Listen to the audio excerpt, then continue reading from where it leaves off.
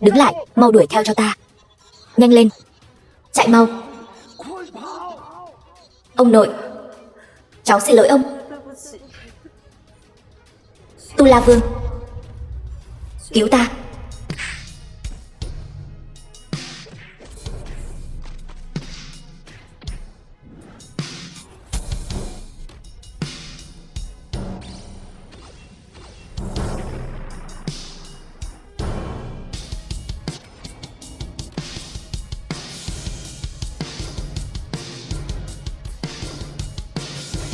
Tiêu Trần,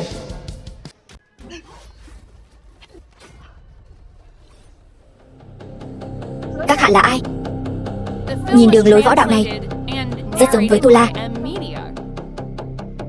Nếu ta nói ta chính là Tu La thì sao? Không thể nào. 2 năm trước, Tu La đã bị Tây Hoàng Bát Quốc 8 vị thiên vương truy sát mà mất. Hắn không thể sống sót. Ngươi chắc chắn như vậy sao? Bởi vì ta chính là một trong số đó, cũng là người duy nhất sống sót. Nếu ngươi là Tu La, vậy chiêu thứ 3 ta sẽ không đỡ được. Coi như ngươi có tự biết mình, lập tức cút khỏi đại hạ, nếu không sẽ mất không có chỗ chôn. Vậy ngươi muốn ta ngỏm như thế nào? Ngỏm trong men say, hay là ngỏm trong dục vọng?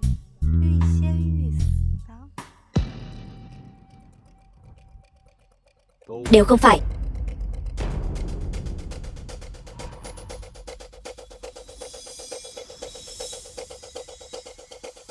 Ta muốn cho ngươi ngỏm trong hận thù.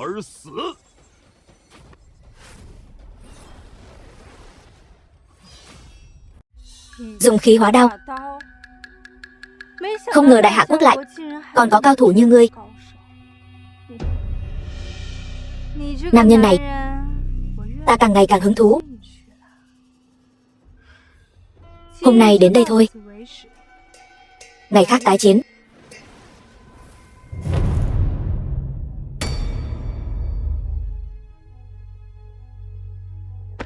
Diệt Đồng,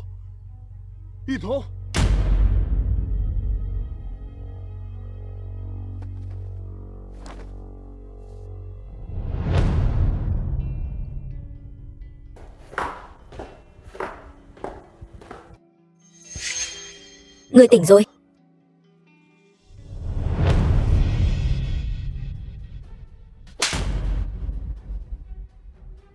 Bạch Diệt Đồng, ta nể mặt ngươi lắm rồi đấy. Ngươi khốn nạn. Ngươi nói cái gì? Ta khốn nạn? Ngươi đừng quên là ta đã cứu. Đàn bà tự cao tự đại như ngươi, sao ngươi lại mạo danh Tu La Vương? Ngươi căn bản không xứng. Ta mạo danh Tu La Vương? Ta cần gì phải mạo danh? Ta chính là Tu La Vương. Mà nữ nhân ngốc nghếch như ngươi ngày nào cũng nhắc tới. Ngươi đừng tưởng làm vài vết sẹo trên lưng là Bạch Diệp Đồng ta sẽ ngu ngốc đến mức coi ngươi là Tu La Vương. Tu La Vương mạnh mẽ như thế, sao lại không đánh lại nổi một tên tép diêu? Ta nói cho ngươi biết, bọn họ đã để mắt tới ngươi rồi. Sau này không được rời khỏi tầm mắt của ta. Ngươi là cái thá gì? Còn muốn quản con gái ta? Ngươi mau cút ra ngoài cho ta. Hàn Thiên Giật nói, trong quốc khố thật sự còn có một thiết bị M78 khác. Cái này thật sự là ngươi lấy từ quốc khố ra? Cái gì? Thật sự có 2 cái. Trên đó có mã quốc khố. Tự ngươi xem đi.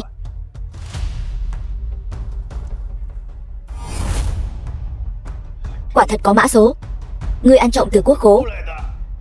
Được lắm ngươi, đồ trong quốc khố mà ngươi cũng dám trộm. Ngươi nói xem, thiết bị có phải do ngươi làm hỏng không? Tiêu Trần, ngươi không định giải thích sao? Ta sẽ làm rõ, rốt cuộc là chỗ nào có vấn đề. Tiêu Trần, ta thật sự chịu đủ ngươi rồi. Ngươi biết thiết bị này với ta mà nói quan trọng đến mức nào không? Tại sao ngươi lại làm hỏng nó? Sắp đến lúc thuốc mới được tung ra thị trường, thời gian càng ngày càng gấp rút. Thiết bị không vận hành được, chúng ta lấy gì mà tung ra thị trường? Không phải còn có Hàn gia sao? Đến lúc đó để Diệp Đồng cả qua đó là được rồi. Mẹ, Hàn gia không trông cậy được nữa rồi. Tùng Đảo Ngạn đã ngỏm. Ngỏm rồi. Sao đột nhiên lại ngỏm? Giờ phải làm sao đây? Tùng Đảo Ngạn có phải ngươi sát hại không? Là ta sát hại. Hắn 2 năm trước đã đi ngỏm rồi. Được lắm, Ngươi vì không muốn Diệp Đồng gả cho Hàn gia mà sát hại người duy nhất trên thế giới có thể sửa chữa lò phản ứng. Ngươi thật sự là ti tiện vô sỉ. Ngươi muốn Bạch gia chúng ta ngỏm sao? Tiêu Trần, Tiêu Trần, ta vẫn luôn nghi ngờ mục đích người tiếp cận ta. Một tên phế vật như hắn thì có mục đích gì chứ? Ngươi trước tiên sát hại Tùng Đảo Ngạn, sau đó lại trộm thiết bị ra rồi cố ý làm hỏng nó. Thật ra ngươi đã sớm biết muốn lấy giải dược từ cơ thể ta thì cần thiết bị này, cho nên mới bám giết lấy ta, nhất quyết không rời đi. Đừng quên, hôn sự này là do ông nội ngươi định. Ta không biết ngươi đã dùng thủ đoạn ti tiện gì để ông nội ta nghĩ ngươi là người tốt, nhưng ngươi không thể lừa ta được nữa. Tùy ngươi. Ngươi đang nói gì vậy? Thuốc giải gì? Diệp Đồng, có chuyện gì giấu chúng ta sao? Cũng chẳng cần thuốc giải gì nữa. Hắn sát hại Tùng Đảo Ngạn, đắc tội với Hàn gia, cuối cùng đừng có liên lụy đến Bạch gia chúng ta. Lập tức cút khỏi Bạch gia cho ta, đừng bao giờ quay lại. Hàn gia nhỏ bé, có gì đáng sợ lắm sao? Đồ ăn hại nhà ngươi, đúng là không biết chữ ngọc viết như nào. Mau cút xéo cho ta.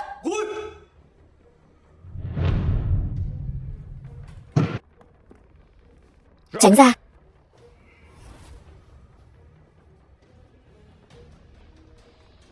Bái kiến Tiêu soái. Đứng dậy đi.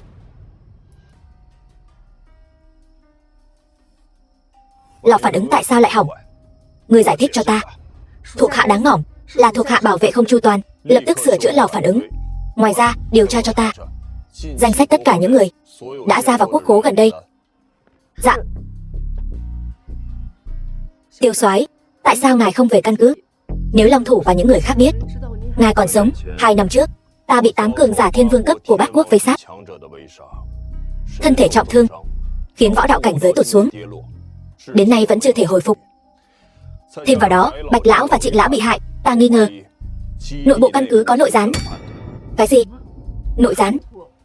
Lần này lò phản ứng bị phá hoại, cũng rất có thể là do nội gián gây ra. Tiêu soái yên tâm, thuộc hạ nhất định sẽ tóm được tên nội gián đó.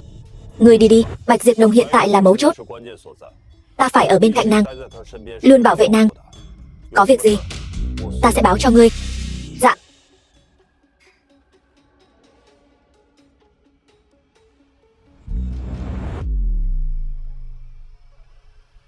Tây Hoàng Chu Quốc, các ngươi lại muốn nhịn không được đánh chủ ý lên đại hạ của ta sao?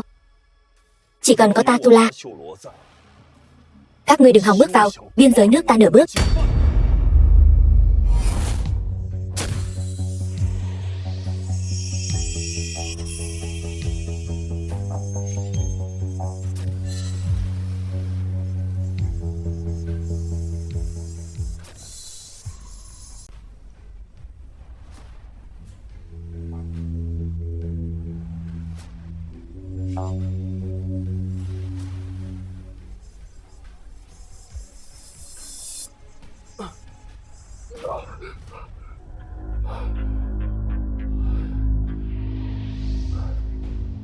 Vẫn không thể thắp lại thần hỏa.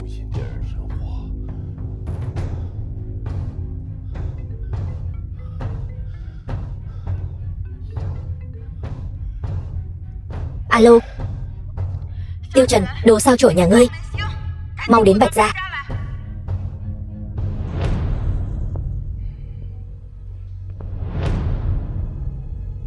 Xảy ra chuyện gì vậy? Nhìn chuyện tốt ngươi làm kia.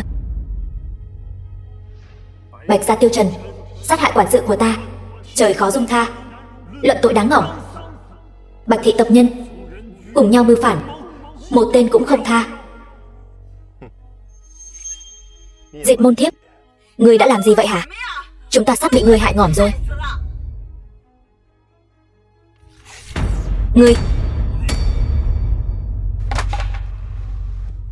hay cho một Hàn gia dám hạ Diệp Môn Thiếp, hôm nay ta sẽ cho chúng biết thế nào là Tu La địa ngục. Ngươi lại dám xé thiếp, còn chưa thấy ngỏm đủ nhanh sao? Tiêu Trần, ngươi đi đi, đừng bao giờ quay lại nữa. Không được, ngươi điên rồi sao? Hắn đi rồi chúng ta làm sao bây giờ? Hàn gia chẳng qua là muốn ép ta thỏa hiệp. Ngươi viết hưu thư, ta gả cho Hàn gia là được rồi. Bạch Diệp Đồng, chuyện này còn chưa tới lượt ngươi quyết định. Lò phản ứng đã hỏng rồi. Thiết bị M78 đã bị loại bỏ. Không ai có thể lấy thuốc giải trong người ta được. Tiêu Trần, Bạch Diệp Đồng ta không nợ ai ân huệ. Ngươi cứu ta một lần, ta trả ngươi một lần. Người Hàn gia muốn lấy mạng, trốn đi đâu cũng ngỏm. Trốn? Ai nói ta muốn trốn? Hôm nay ta sẽ ở đây chờ, xem rốt cuộc là ai diệt ai. Quả là nghe con không sợ cọp. Ngươi lấy gì mà đấu với Hàn gia? Bát diện Phật đại hạ cấp tông sư. Phật gia, ngài cuối cùng cũng đến rồi. Lần này sinh tử tồn vong của Bạch gia chúng ta hoàn toàn dựa vào Phật gia ngài. Yên tâm, có Phật gia ta ở đây, Hàn gia chắc chắn không dám làm can. Đa tạ Phật gia ân cứu mạng.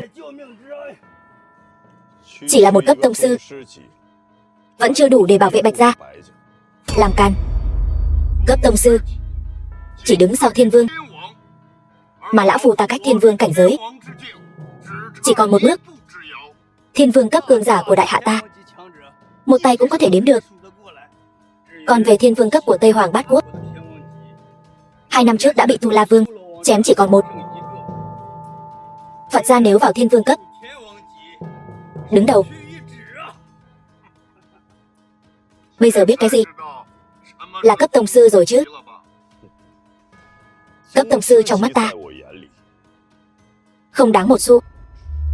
Hỗn xược, thấy ngươi cũng là người trong võ đạo, lại cuồng vọng tự đại như vậy, không bằng cùng lão phù ta chiến một trận như thế nào? Bạch gia ra đây nộp mạng.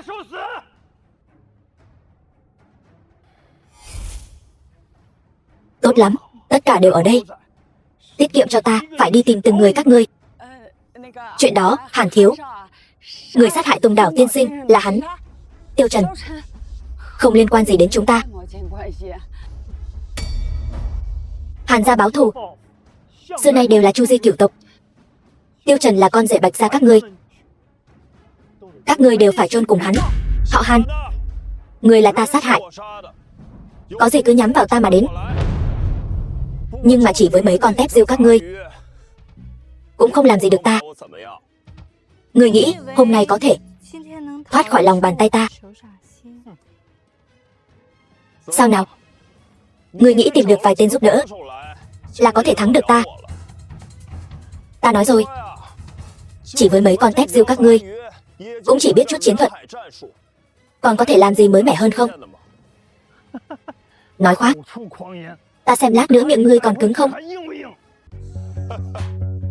Ta không chỉ miệng cứng, nắm đấm của ta còn cứng hơn. Hàn thiếu, Tiêu Trần không liên quan gì đến ta. Muốn lấy mạng muốn mổ tùy ngươi. Mẹ, sao mẹ có thể như vậy? Ngươi cầm miệng cho ta. Đều là tên khốn nạn này tự mình gây họa. Hắn muốn ngỏm thì ngỏm một mình đi, kéo theo cả nhà chúng ta. Tên khốn nạn này ngỏm không đáng tiếc. Phật gia, người giúp Tiêu Trần đi, để tên tiểu tử này ngỏm trước mặt ta. Ta còn mặt mũi nào nữa? Được, vì Bạch tiểu thư đã lên tiếng cầu xin, vậy hôm nay ta sẽ đại phát từ bi, cứu hắn một mạng. Bát diện Phật, người muốn lo chuyện bao đồng của ta sao? Nhận lời người khác thì phải tận tâm. Hàn thiếu gia, nể mặt Phật gia ta, hôm nay chuyện này cứ bỏ qua như vậy được không? Nếu ta không đồng ý thì sao? Hàn thiếu gia, nếu không thì hôm nay Phật gia ta lại phải phá giới rồi. Bản thiếu gia muốn lấy mạng người, Thiên Vương lão tử cũng không cản được. Một chiều đánh bại ngươi. Người Tăng Quốc, ngươi còn cuồng vọng tự đại hơn cả tên tiểu tử này. Một chiều đánh bại ta, chẳng lẽ ngươi là cao thủ cấp Thiên Vương?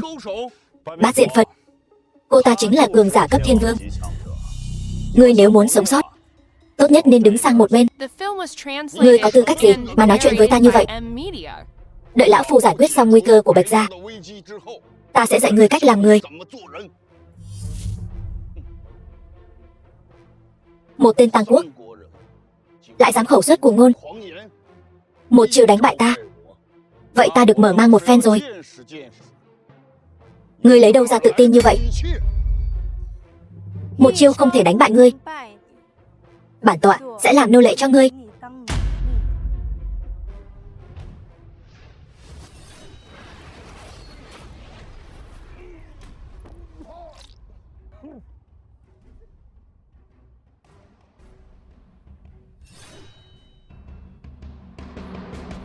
Cường giả cấp thiên vương.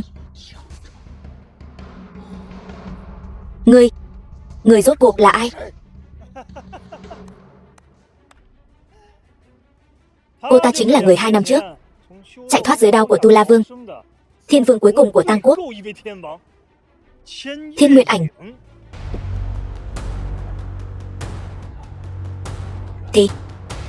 Thì ra là ngươi. Ngươi quá yếu. Cấp thiên vương. Phải làm sao bây giờ? Làm sao bây giờ? Hàn thiếu gia, tôi cầu xin người tha cho chúng tôi đi. Tất cả những chuyện này đều là một mình Tiêu Trần làm. Chúng tôi cái gì cũng không biết. Chúng tôi cái gì cũng không rõ. Hàn thiếu gia, chỉ cần người chịu mở lòng từ bi, tôi sẽ lập tức cho Diệt Đồng gả vào Hàn gia. Sớm biết như vậy, hà tất phải như lúc ban đầu. Những việc làm của Bạch gia các ngươi khiến bản thiếu gia rất khó chịu. Hàn thiếu gia, phải làm sao mới có thể tha cho Bạch gia chúng tôi? Ngoại trừ Bạch Diệp Đồng, những người khác đều phải ngỏm. Cái gì? Hàn Thiên Giật, tôi đi theo ngươi tha cho cha mẹ tôi. Khoan đã. Tuy thực lực tôi không bằng, nhưng tôi đã nhận tiền bảo vệ mạng của Bạch gia. Vậy tôi nhất định sẽ bảo vệ Bạch gia chu toàn. Phật gia, còn biện pháp nào tốt không? May mà tôi đã báo trước cho một vị đại nhân. Ông ấy hẳn là sắp đến rồi. Tiêu Trần, đừng mạnh mẽ xông lên. Phật gia nói có biện pháp thì nhất định có biện pháp. Để hắn lo liệu đi. Kẻ cầm đầu gây tội, ngỏm cũng đáng đời. Bên kia là cường giả cấp thiên vương. Người đây là tự tìm đường ngỏm. Bản tọa rất ngưỡng mộ người đàn ông mạnh mẽ. Chúng ta hoàn toàn có thể tìm một nơi để nói chuyện cho rõ ràng.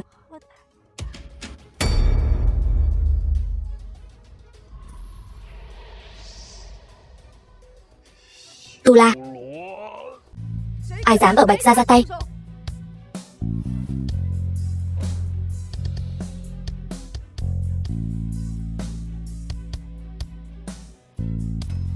Đại nhân, người rốt cuộc cũng đến rồi. Xin người ra tay đánh lui tên Tang Quốc này.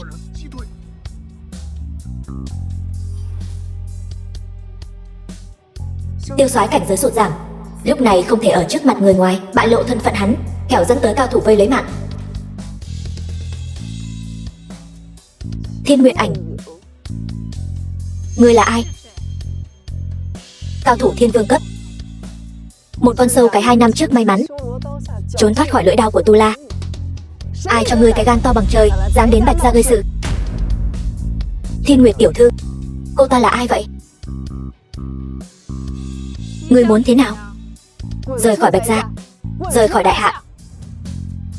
Bên kia có 2 cao thủ thiên vương cấp, ta không phải đối thủ. Tiêu Trần, chúng ta còn gặp lại.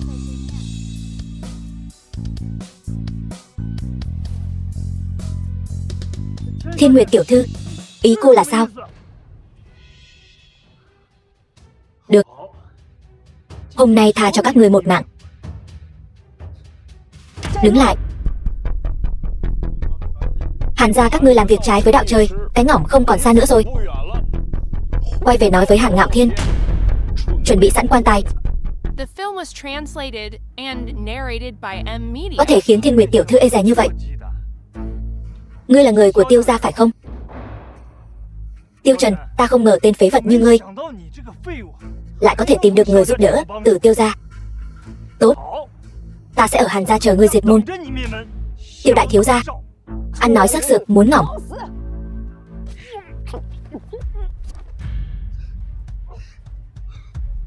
Ngươi cứ chờ đấy.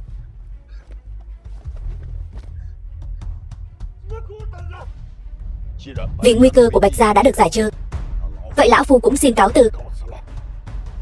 Phật gia đi thong thả, ngài cứ thong thả. Thanh Loan, ngươi cũng về trước đi. Vâng.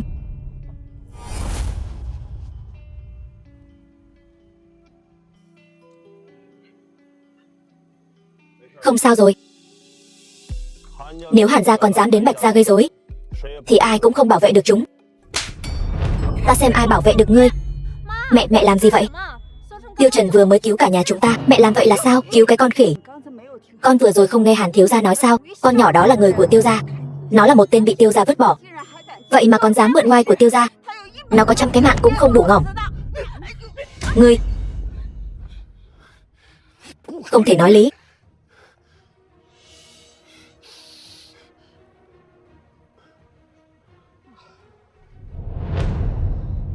Bạch Diệp Đông, ta nói cho ngươi biết, ta chưa hủy hôn ước. Ngươi không được lấy ai hết. Tiêu Trần, anh phát điên cái gì vậy? Đồ khốn. Ngươi ăn gan hùm mật gấu rồi hả? Đừng quên ai cho anh ăn cho anh mặc. Vậy mà dám trước mặt chúng ta lớn tiếng la hét. Bây giờ tân dược không thể đưa ra thị trường.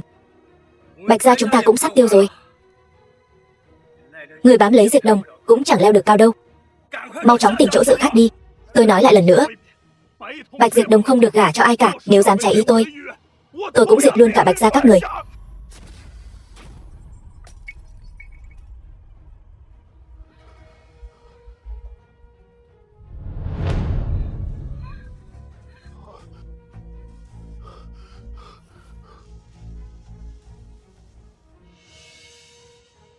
Tiêu Trần, rốt cuộc anh muốn làm gì?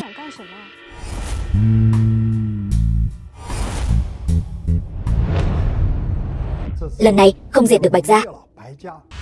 Hàn Ngạo Thiên, gia chủ Hàn gia, lại còn lòi ra một cao thủ thiên vương cấp.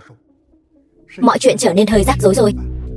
Ngạo Thiên quân đừng lo lắng, cứ yên tâm mạnh tay mà làm.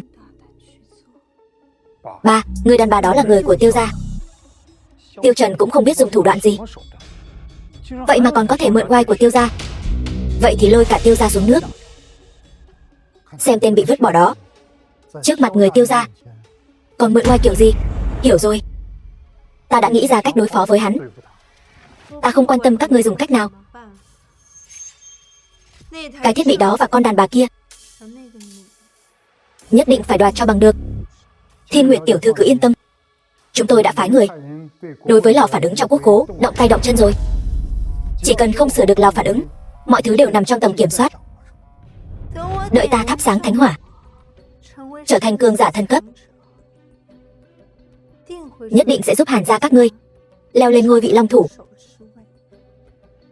Đa tạ Thiên Nguyệt tiểu thư. Sao vậy? Hàn công tử cũng muốn nếm thử mùi vị của ta sao? Không dám. Các ngươi lùi xuống đi.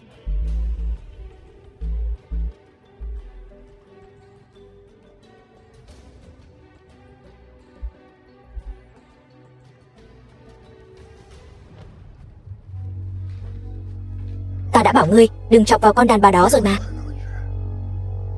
Nếu không ngươi ngỏm thế nào cũng không biết đâu.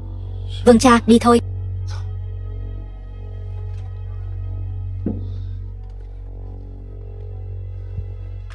Bái kiến Tiêu soái. Tiêu soái, vấn đề của lò phản ứng đã tìm ra rồi. Bên trong bị người ta lấy mất một linh kiện, cho nên mới không thể sử dụng được. Là ai dở cho? Điều tra rõ chưa? Vẫn chưa. Có không ít nhân vật quan trọng có thể vào quốc khố. Cụ thể là ai dở cho thì không biết. Tiêu soái, tiếp theo nên làm gì? Tung tin tức tân dược của Bạch gia đã lên sàn, đồng thời kéo giá cổ phiếu của Bạch gia xuống. Thuộc hạ hiểu rồi. Thả bom khói cho địch, để chúng tự lộ đuôi cáo.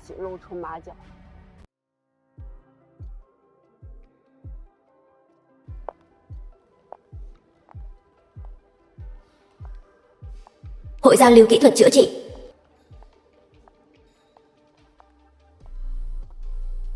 Mẹ, tân dược của Bạch gia ta không thể lên sàn, còn đến nơi này làm gì? Buổi giao lưu lần này có rất nhiều thanh niên tài tuấn của các đại gia tộc. Chỉ cần có một người để mắt tới con, nhà chúng ta sẽ đổi đời. Mẹ, con đã nói là con không kết hôn rồi mà. Hơn nữa, Tiêu Trần hắn, đừng nhắc tới tên phế vật đó nữa.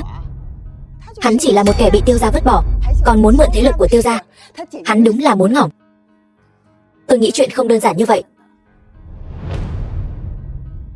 Bạch tiểu thư, chúng ta lại gặp nhau rồi.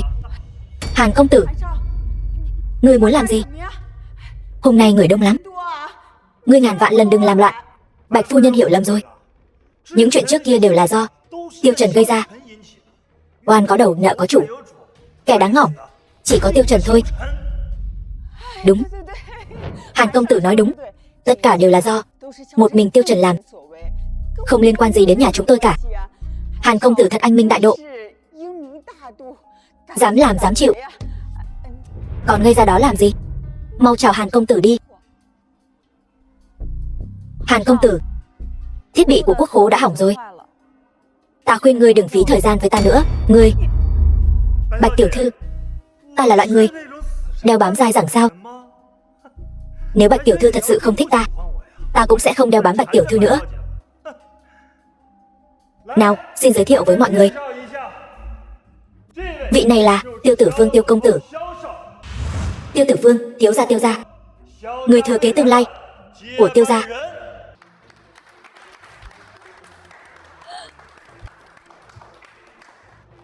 Tiêu công tử, vị này chính là cùng Tiêu Trần có hôn ước Bạch gia tiểu thư, Bạch Diệp Đồng. Chào ngài, chào Tiêu thiếu. Diệp Đồng nhà chúng tôi và Tiêu Trần đã sớm không còn bất cứ quan hệ gì rồi. Tên khốn nạn đó làm sao có thể so với chính hiệu Tiêu thiếu được chứ? Tiêu Trần, đã lâu không nghe thấy cái tên này rồi. Bạch tiểu thư xinh đẹp như vậy, vậy mà lại có hôn ước với tên khốn nạn đó. Thật là ông trời không có mắt. Không, cái hôn ước đó nhà họ Bạch chúng tôi tuyệt đối sẽ không đồng ý. Khuyên các người nên sớm giải trừ đi. Đó chính là thứ đồ chơi, không thể nào đưa ra ngoài được. Tiêu thiếu, cái tên Tiêu Trần này đáng ghét thế nào? Nói ra để mọi người cùng nghe xem nào. Tử Phương thiếu gia, hãy ghi nhớ lời của gia chủ, thận trọng lời nói. Tề Cửu Vọng, Tiêu gia cấp tông sư. Mẹ hắn ta không biết liêm sỉ, tư thông với hạ nhân. Còn về hắn Tiêu Trần, có phải con của cha tôi hay không cũng không rõ. Mọi người nói xem, loại người này có đáng ghét không?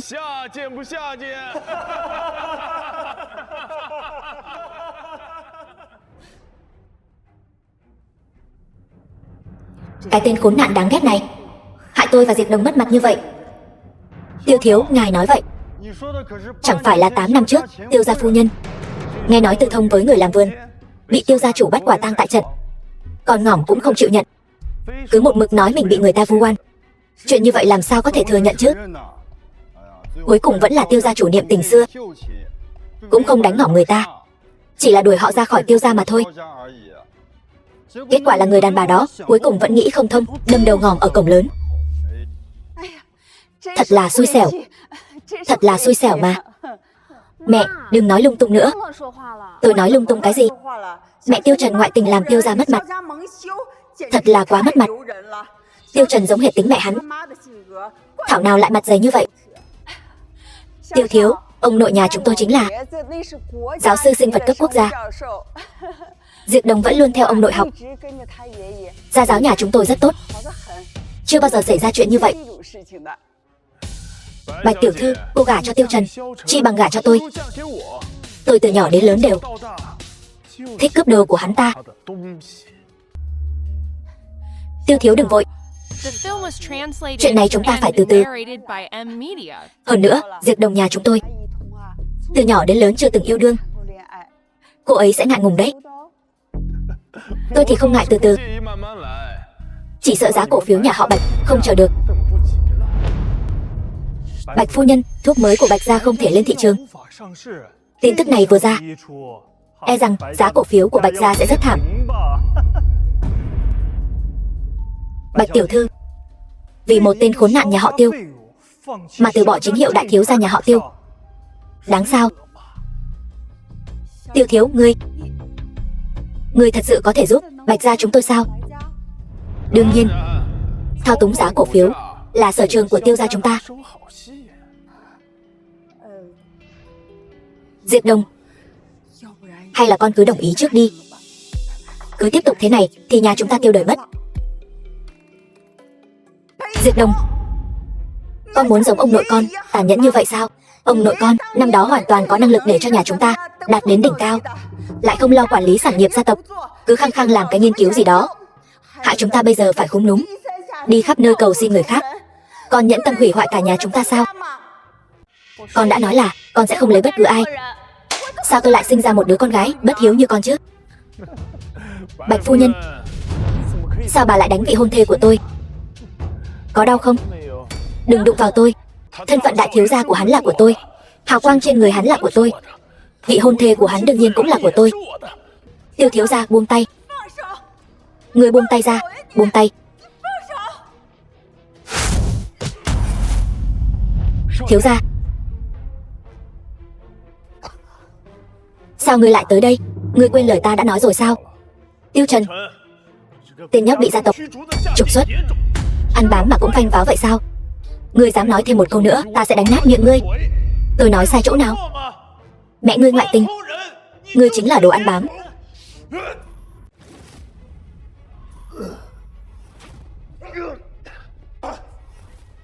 Tề thúc, ông làm gì vậy? Trần thiếu gia, thôi bỏ đi, chuyện quá khứ thì cứ để nó qua đi. Cho qua. Mẹ tôi có thể sống lại được sao? Cho qua, những lời bôi nhọ mẹ tôi năm xưa có thể được rửa sạch sao? Năm đó, Trương Như Sương, con đàn bà đó hãm hại mẹ tôi đến ngỏng, tôi nhất định phải bắt cô ta trả nợ máu. Được, tôi sẽ xem. Tên khốn nhà ngươi, làm thế nào để bắt chúng tôi trả nợ máu? Tử Phương thiếu gia, đừng nói nữa.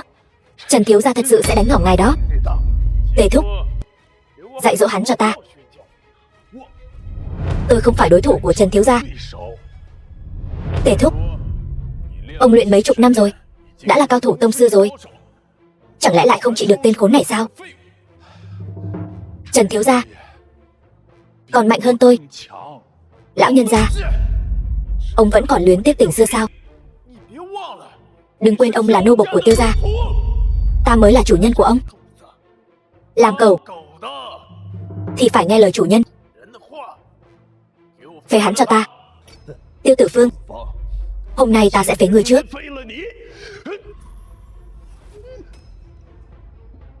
Trần thiếu gia, nếu ngài muốn động đến Tử Phương thiếu gia thì hãy bước qua xác lão nô này đi.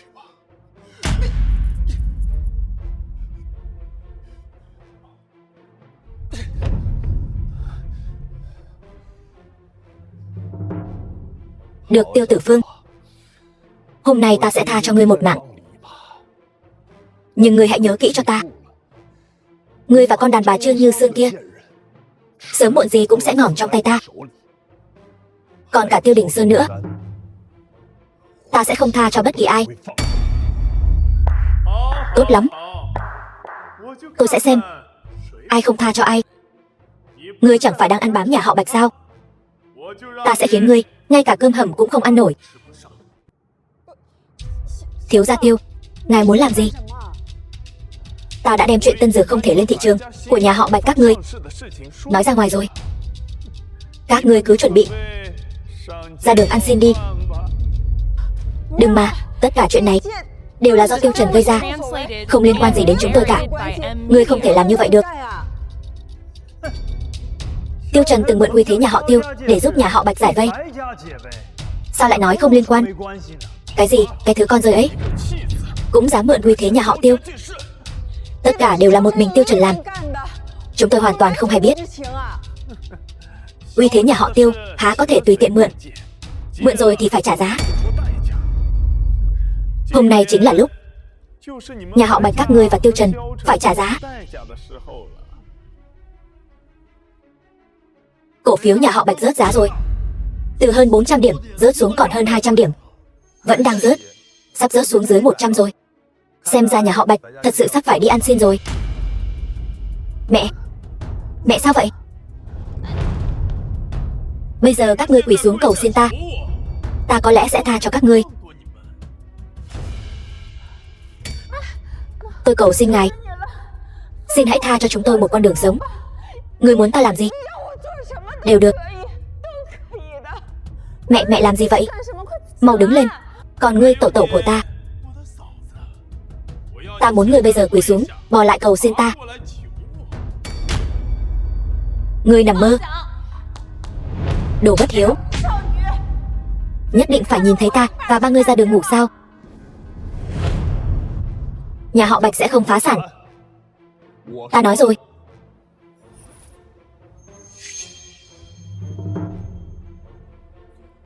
Alo.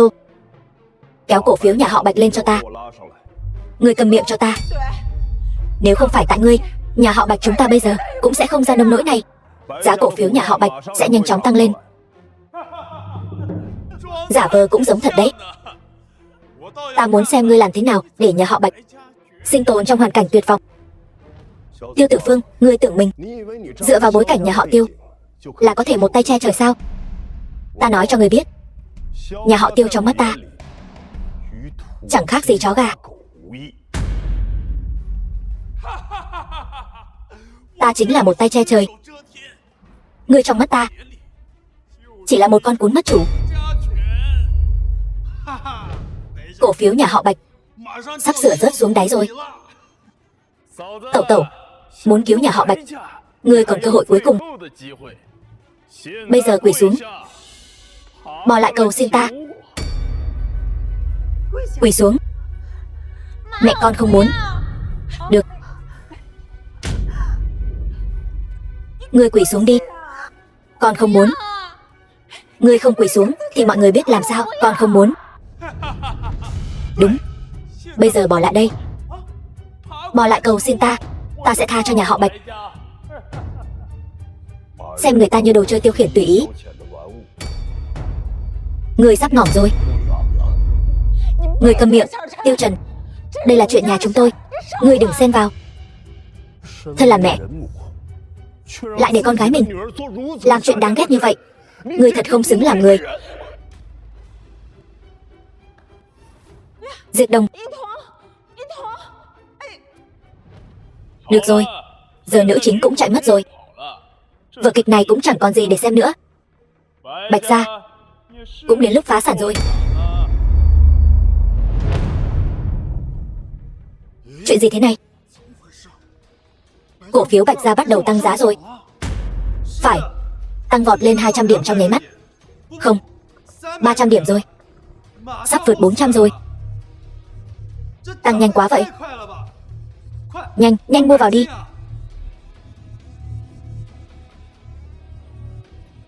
Chuyện gì thế này? Không thể nào. Rốt cuộc là ai đứng sau giật dây? Mau xem tin tức trên mạng. Tân Dược Bạch gia ra mắt rồi. Cái gì? Sao có thể?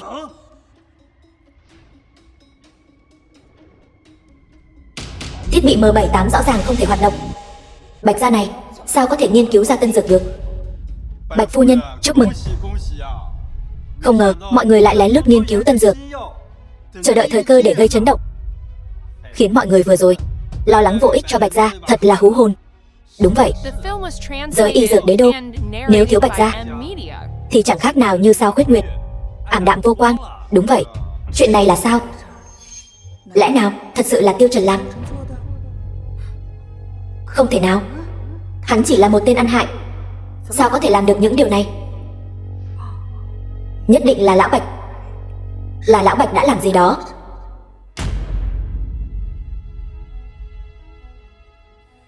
Tiêu Tử Phương, kế hoạch của ngươi đã sai rồi. Về nói với Trương Như Sương, bảo bà ta rửa sạch cổ chờ đi.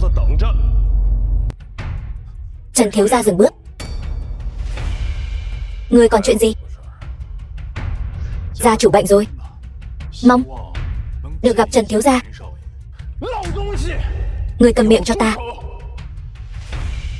Đến lúc rồi, ta tự nhiên sẽ đi gặp hắn. Hắn và Trương Như Sương đều như nhau, đều phải trả giá cho sự ra đi của mẫu thân ta.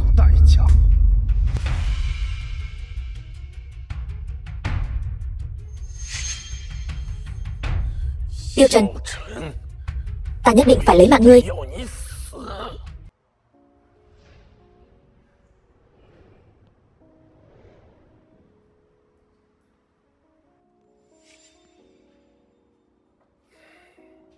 Tôi biết ngay, cô sẽ ở đây mà. Chỉ ở đây, tôi mới có được chút bình yên. Về đi, mọi chuyện đã được giải quyết rồi. Tân dược của Bạch Gia đã ra mắt. Cổ phiếu cũng đã tăng lên rồi. Cha mẹ cô sẽ không ép cô nữa. Lò phản ứng đều hỏng rồi, lấy đâu ra tân dược? Không phải do thiết bị M78 nghiên cứu ra. Cô về sẽ biết chuyện gì đã xảy ra. Cô còn ngây ra đó làm gì? Anh nói xem, tôi đối với cha mẹ mình có phải quá nhẫn tâm không? Chỉ quan tâm đến cảm xúc của mình, hoàn toàn phớt lờ họ. Bạch Diệp Đông, tôi biết cô là người phụ nữ lương thiện, nhưng lương thiện cũng phải đúng chỗ. Cô muốn làm một người con gái hiếu thảo không sai, nhưng cô phải hiểu rõ trách nhiệm của mình.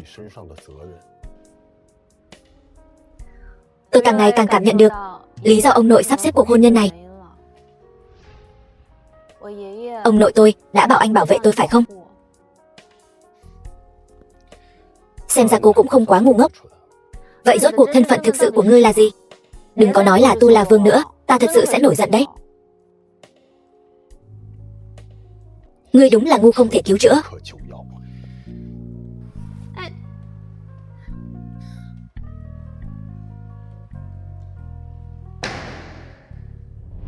Tân dược của Bạch Gia đúng hạn lên thị trường. Chuyện này là sao? Ngươi chẳng phải nói là đã lấy được linh kiện lò phản ứng, không thể sử dụng nữa sao? Ngươi đang nghi ngờ ta? Trong chúng ta cũng chỉ có ngươi vào được quốc khố. Lò phản ứng có thể sử dụng được không? Cũng chỉ có một mình ngươi biết. Chuyện này ta cũng rất băn khoăn. Linh kiện ở trong tay ta, lò phản ứng không thể nào sử dụng được, trừ phi bọn họ đã sửa xong lò phản ứng.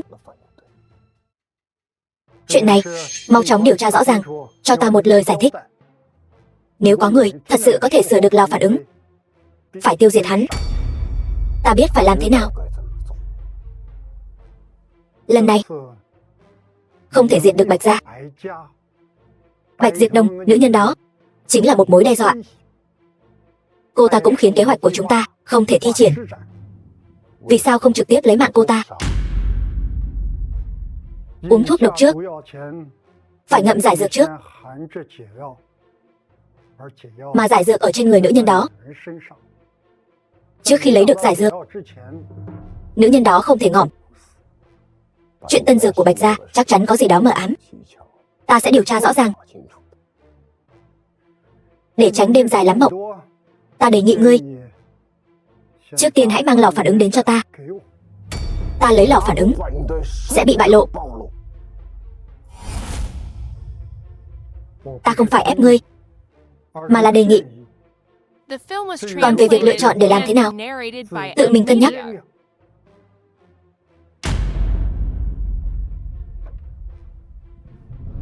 Cạn ly, phu quân.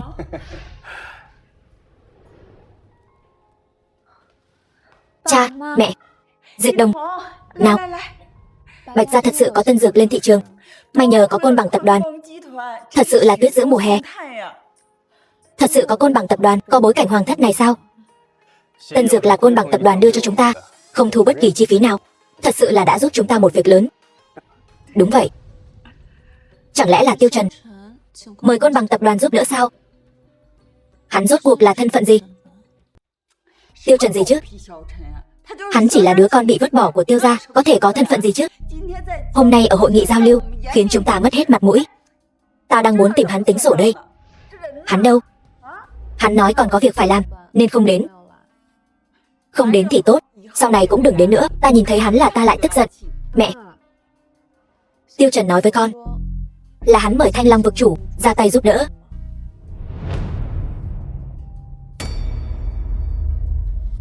Sao hắn biết là Thanh Long vực chủ ra tay? Chẳng lẽ thật sự là hắn giúp đỡ sao?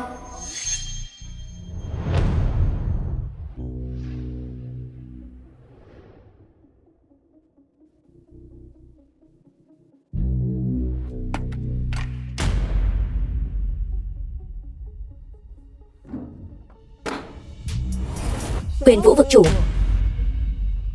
ngươi đang mang lò phản ứng đi đâu vậy? Nguyên Sơn, Huyền Vũ vực chủ, Thanh Loan, Là Long Thủ bảo ta đến lấy lò phản ứng, mang qua đó cho hắn. Quốc khố do ta quản lý, sao ta lại không nhận được tin tức của Long Thủ? Có lẽ Long Thủ bận việc chính sự, quên nói với ngươi rồi. Vậy ta hỏi Long Thủ xem sao. Chuyện nhỏ này không cần phải làm phiền Long Thủ. Nguyên Sơn, ngươi cấu kết ngoại nhân phá hoại lò phản ứng, phạm tội gì? Thanh Loan, ngươi không có bằng chứng thì đừng nói bậy. Ngươi bằng mắt nào thấy ta cấu kết ngoại nhân?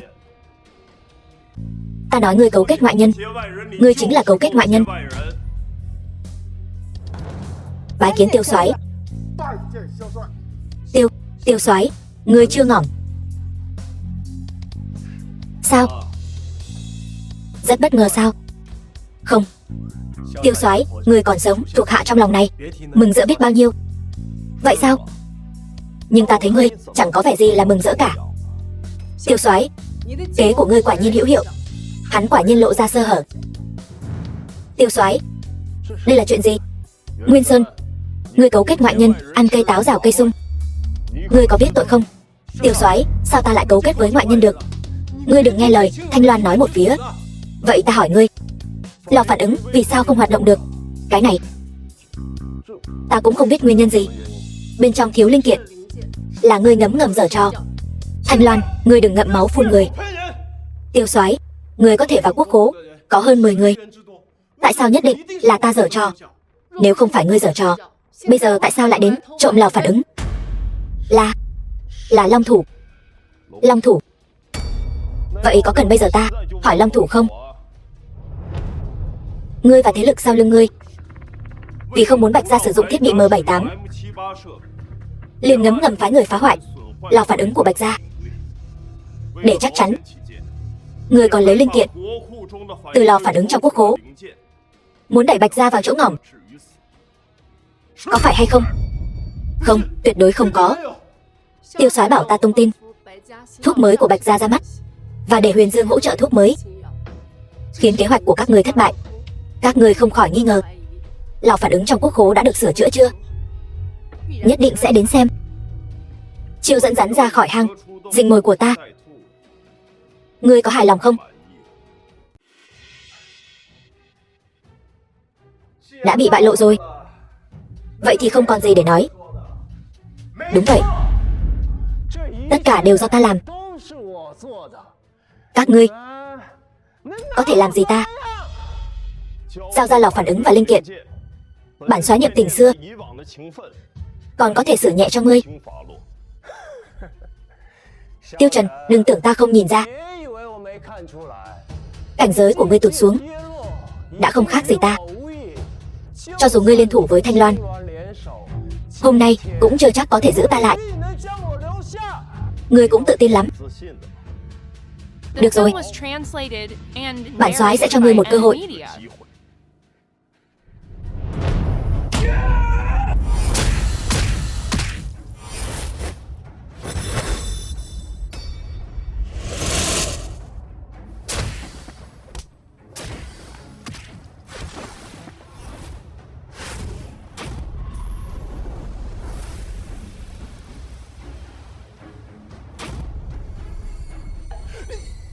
Ngươi lại dám tu luyện Tây Hoàng Ma Công? Chỉ có Tây Hoàng Ma Công mới có thể giúp ta bước vào thần cấp.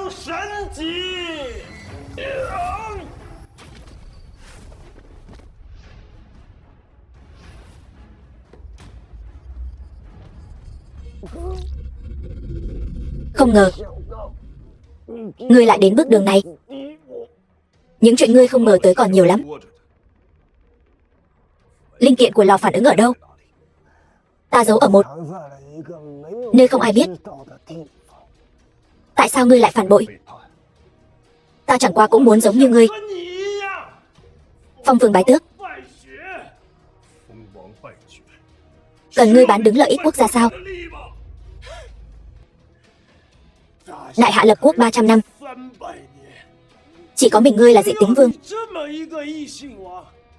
Kẻ khác muốn phong vương, nói dễ hơn làm. Trừ phi đại hạ đổi triều thay đại, ta mới có cơ hội này. Có Tiêu soái ở đây, bất cứ kẻ nào muốn lật đổ đại hạ đều là nằm mơ giữa ban ngày. Danh lợi đã khiến ngươi mê muội. Chỉ còn một bước nữa thôi. Ta chỉ còn thiếu một bước nữa thôi. Ta sắp bước vào thần cấp rồi. Ta sắp trở thành thiên hạ vô địch rồi.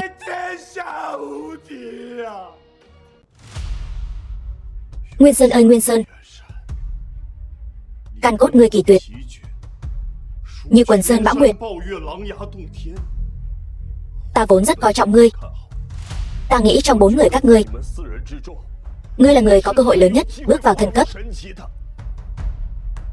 Nhưng không ngờ, ngươi lại lén lút tu luyện Tây Hoàng Ma Công. Ngươi không biết tu luyện Tây Hoàng Ma Công chính là đang luyện cổ sao? Cho dù là nuôi cổ, ta cũng là cổ vương. Ngươi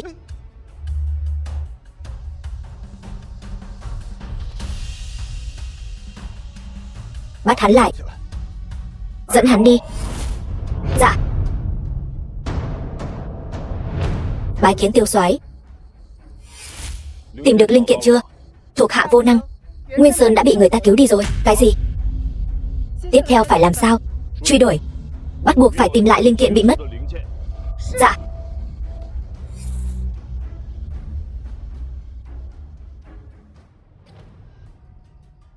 Đa tạ ngươi. Tàng quốc nhân đạo, thiên biến vạn hóa. Quả nhiên danh bất hư truyền. Vì mục tiêu chung, không cần phải cảm ơn ta. Đợi ta dưỡng thương xong, nhất định sẽ tìm hắn báo thù. Chúng sắp đuổi tới rồi. Chúng ta phải rời khỏi đây ngay lập tức. Được. Ngươi muốn làm gì? Hấp thụ ma nguyên của ngươi, hoàn thành con đường thần cấp của ta. Ngươi cũng tu luyện Tây Hoàng Ma Công sao? Nếu không, ngươi nghĩ Hàn Ngạo Thiên cho ngươi ma công từ đâu ra? Ta mới chính là cổ vương. Cuối cùng ta vẫn phải dâng mạng cho kẻ khác.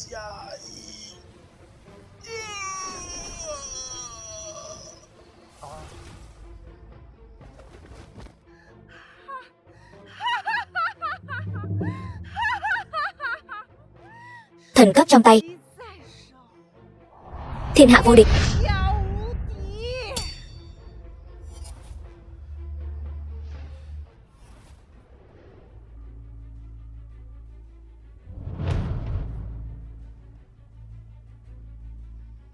The Ngỏm film rồi. was translated and narrated by M Media. Chuyện này rắc rối rồi. Đi thôi.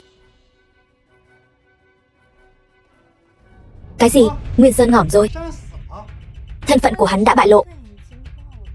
Không lấy mạng hắn, sớm muộn gì cũng rơi vào tay Tu La Quân.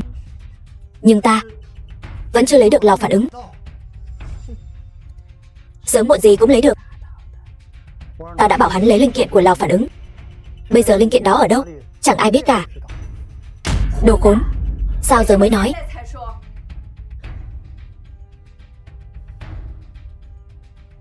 Giờ người ta đã ngỏm rồi. Nói gì cũng muộn màng.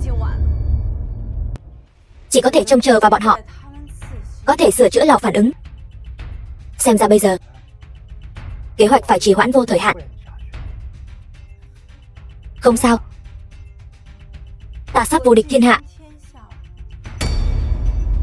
Tiếp theo ta sẽ bế quan. Chuyện bên ngoài người tự sắp xếp đi.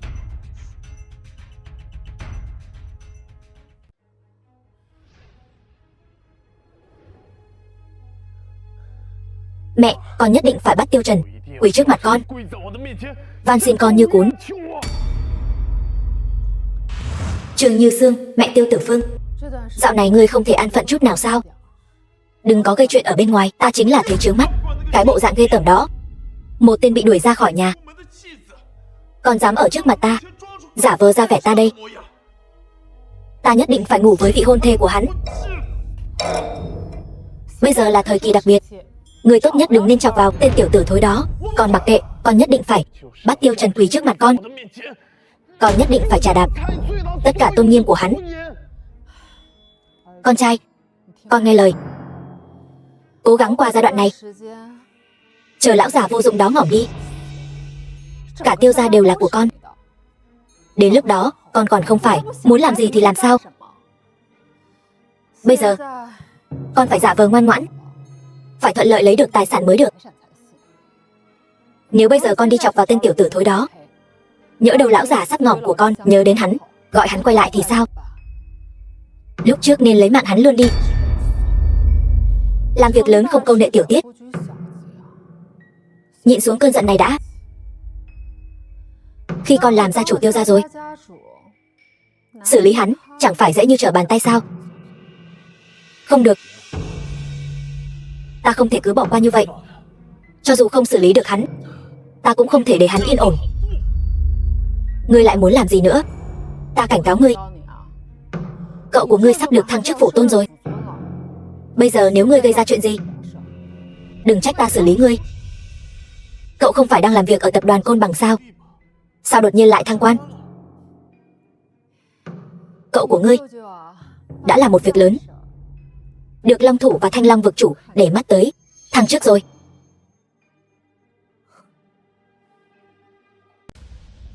Bị người ta hút ma nguyên.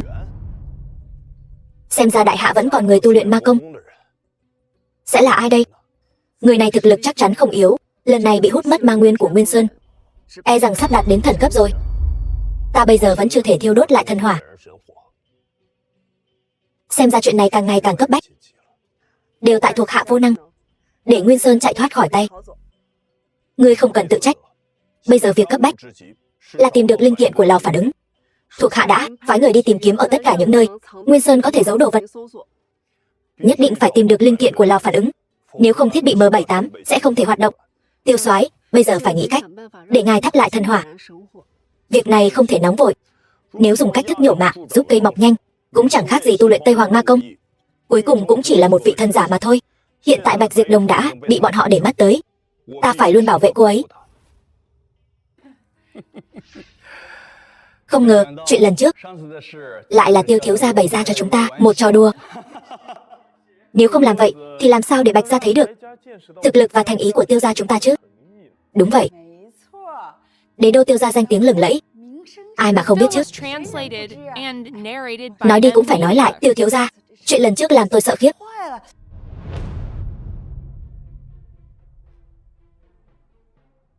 Tìm tôi có việc gì? Ký đi.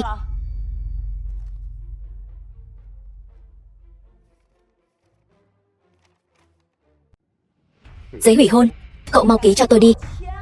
Trả lại tự do cho Diệp Đồng nhà chúng tôi.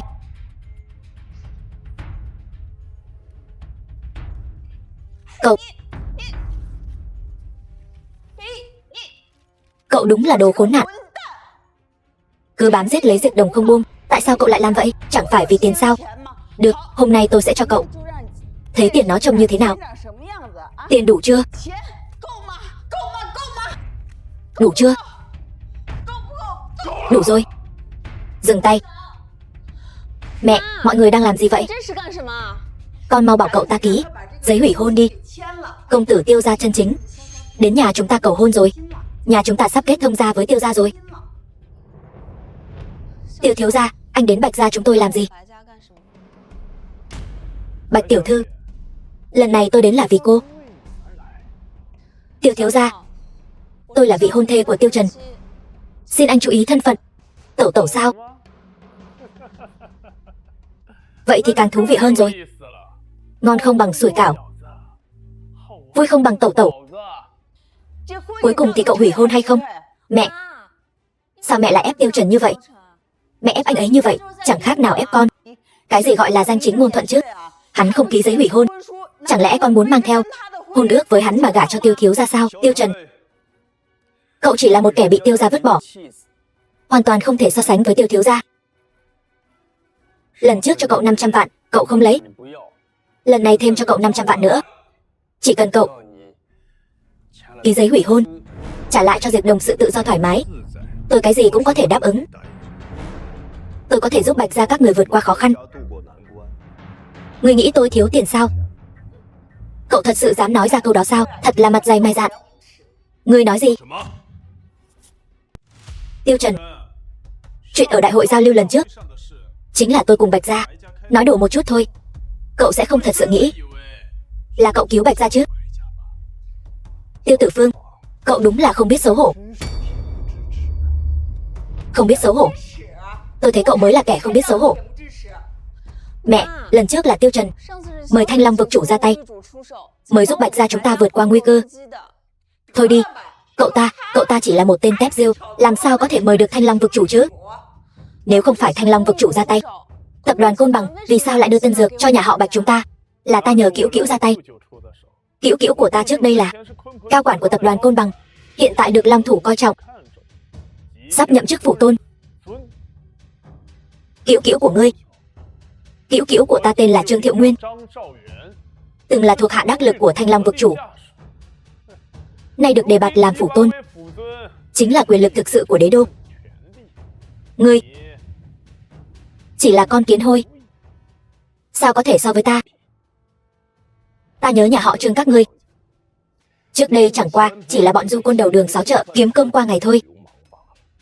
Mẹ ngươi, cái thứ đáng ghét ấy, dựa vào nhan sắc leo lên giường Tiêu Đình Sơn, mới đổi đời thành người tử tế. Giờ Trương Thiệu Nguyên làm quan lớn, nhà họ Tiêu chắc chắn đã ra tay giúp đỡ không ít. Thứ đồ tép diêu, nhà họ Trương há là thứ ngươi có thể bình phẩm. Đợi Cữu Cữu ta nhậm chức, việc đầu tiên sẽ tống giam ngươi. Tiêu Trần, ngậm cái mồm thối của ngươi lại, kẻo rước họa vào thân. Trước đây chính vì cái mồm thối của ngươi mà đắc tội với nhà họ Hàn, suýt nữa khiến nhà họ Bạch chúng ta bị diệt môn. Sao hả? Ngươi lại muốn giở trò gì hôm nay nữa? Bạch phu nhân cứ yên tâm, Cữu Cữu ta luôn phân minh ân oán, chỉ trừng trị kẻ cầm đầu, còn lại không truy cứu. Gia giáo của Tiêu thiếu gia thật tốt, không như kẻ nào đó chỉ giỏi trơ chẽn và vô liêm sỉ. Tiêu Trần, rốt cuộc là chuyện gì vậy? Tiêu Tử Phương, ngươi chắc chắn thuốc của nhà họ Bạch là do Trương Thiệu Nguyên đưa, không phải Cữu Cữu ta thì còn ai vào đây nữa? Ngươi nói Cữu Cữu ngươi là cao quản của tập đoàn Côn Bằng, vậy ta phải hỏi ngươi, là cao quản chức vụ gì mà có thể đưa ra một loại thuốc có giá trị lớn như vậy tặng không cho nhà họ Bạch? Đó không phải là điều ngươi cần biết. Xét cho cùng ngươi chỉ là con kiến hôi. Theo ta được biết, ngươi có quyền hạn như vậy trong tập đoàn chỉ có 3 người. Đồ ăn hại nhà ngươi lại bắt đầu giả vờ với ta rồi. Ta thấy bộ dạng ngươi là ta bực mình. Vậy ngươi nói thử xem, là 3 người nào?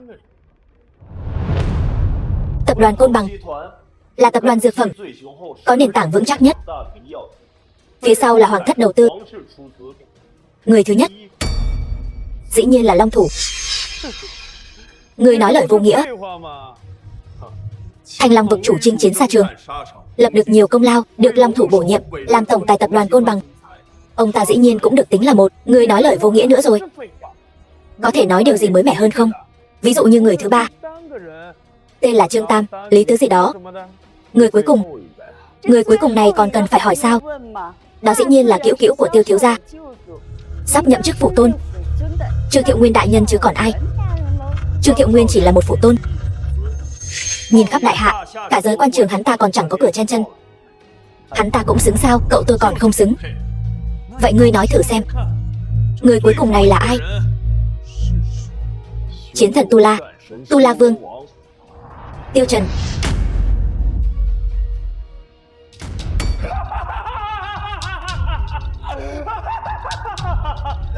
Tu La Vương Tiêu Trần, ngươi thật sự muốn ta cười ngỏm sao? Tiêu Trần, ta đã cảnh cáo ngươi rồi, không được đem Tu La Vương ra đùa giỡn. Hắn ta trực tiếp nói mình là Long Thủ thì thôi đi, Tu La Vương, chiến thần, đã tử trận 2 năm rồi. Đây vẫn là tin tức do Long Thủ công bố. Tu La Vương lúc sinh thời là trụ cột quốc gia, sau khi hy sinh, tinh thần của ngài ấy vẫn luôn khích lệ chúng ta, toàn dân đại hạ, phấn đấu tiến lên.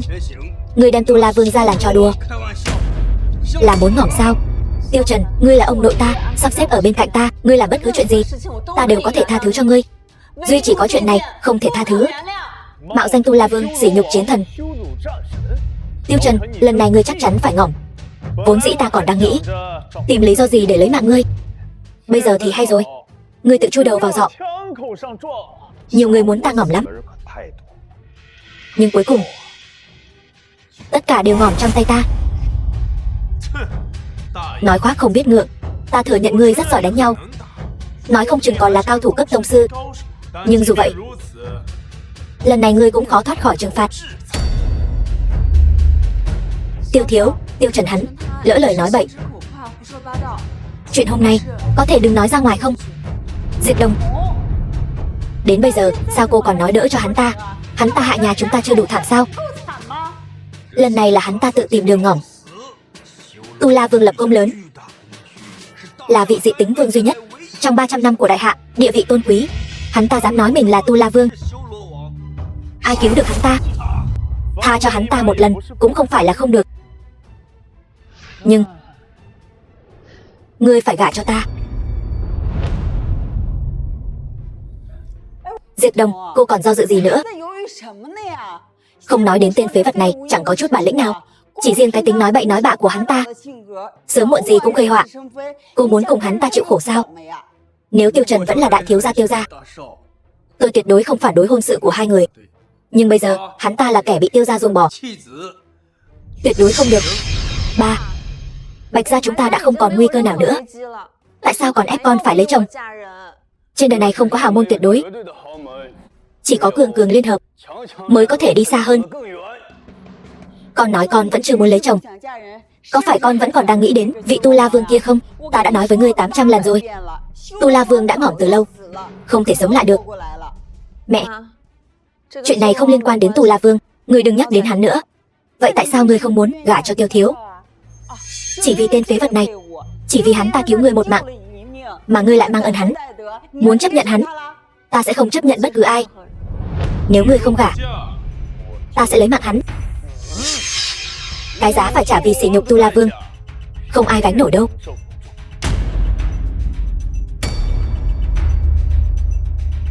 Ta gả. Bạch Diệp Đông, ngươi không cần vì ta mà chịu thiệt thòi. Dù có sỉ nhục Tu La Vương thì cũng chẳng ai định tội ta được. Tiêu Trần, ngươi tưởng ta làm vậy vì ngươi sao? Tiêu Thiếu, gả cho ngài cũng không phải là không được, nhưng ngài phải đáp ứng ta 2 điều kiện. Chỉ cần Bạch tiểu thư bằng lòng. Đừng nói 2 điều kiện, dù là 20 điều kiện, ta cũng tuyệt đối không nhíu mày. Thứ nhất, tha cho Tiêu Trần. Được, hôm nay chuyện Tiêu Trần sỉ nhục Tu La Vương ta sẽ không nói ra ngoài. Thứ hai, nhà họ Bạch chúng tôi có một thiết bị lò phản ứng bị hỏng, mong Tiêu gia có thể giúp sửa chữa. Nhà họ Tiêu chúng tôi có cả nhà máy sản xuất thiết bị công nghệ cao, sửa một cái lò phản ứng thôi mà, chuyện nhỏ. Tiêu gia thật sự có thể giúp tôi sửa lò phản ứng. Lát nữa cô cứ mang lò phản ứng về cho tôi, ngày cưới sẽ tặng cô làm quà. Tôi không còn yêu cầu nào khác. Vậy thì tốt quá rồi. Chuyện này cứ quyết định vậy nhé. Tiêu Thiếu, ngài xem chúng ta chọn ngày nào tốt để làm đám cưới? Dĩ nhiên là càng sớm càng tốt. 3 ngày nữa đi. Bạch Diệp Đông, cô không gả cho tôi cũng không sao, nhưng tôi đã nói rồi, trước khi tôi đồng ý, cô không được gả cho ai khác. Các ngươi đừng quên thủ đoạn của ta. Tiêu Trần, dám trước mặt ta mà uy hiếp Bạch gia, ngươi không coi ta ra gì sao? Ngươi là cái thá gì? Lần trước nếu không nể mặt Tề thúc, ta đã đấm ngỏm ngươi rồi. Bây giờ Tề thúc không có ở đây, tới đây cứ việc tới đánh ngỏm ta. Được, vậy hôm nay ta sẽ diệt trừ ngươi, rồi đi tìm Trương Như Sương, người đàn bà đó báo thù. Tiêu Trần, ngươi làm đủ trò chưa? Bạch Diệp Đông, cô thật sự cho rằng Tiêu gia có thể giúp cô sửa lò phản ứng? Lò phản ứng đó phức tạp thế nào, trong lòng cô phải rõ chứ. Cho dù tập hợp toàn bộ sức mạnh của tập đoàn Côn Bằng cũng chưa chắc sửa được. Tôi không còn cách nào khác. Cô nên tin tôi, tin ông nội cô. Hôn ước của ngươi và Diệp Đông, đó là một sai lầm của lão gia. Ký vào giấy hủy hôn đi, ta sẽ cho ngươi một khoản tiền. Ngươi hãy rời khỏi đế đô. Giấy hủy hôn này ta tuyệt đối không thể ký. Ngươi không ký cũng được. Từ giờ trở đi, Bạch gia chúng ta kiên quyết không đồng ý đoạn hôn ước do lão gia định ra. Đúng vậy, xem ra Bạch gia muốn bội tín rồi. Không sao, ký hay không ký giấy hủy hôn, ta không quan tâm. Ôm vị hôn thê của ngươi vào lễ đường, càng làm ta mừng rỡ như điên. Bội tín thì bội tín, Bạch gia chúng ta liên hôn với Tiêu gia, đằng sau còn có phủ tôn chống lưng, không sợ không có việc làm ăn. Bạch Diệp Đồng, ta hỏi ngươi lần cuối, ngươi rốt cuộc có nguyện ý tin ta không? Tiêu Trần, đừng tự dứt lấy nhục.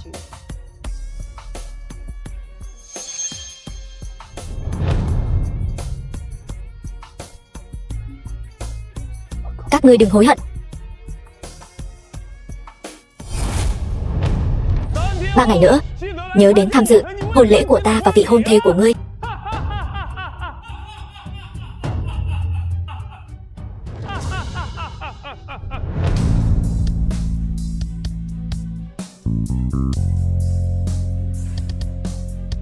Căn cứ quân Tu La.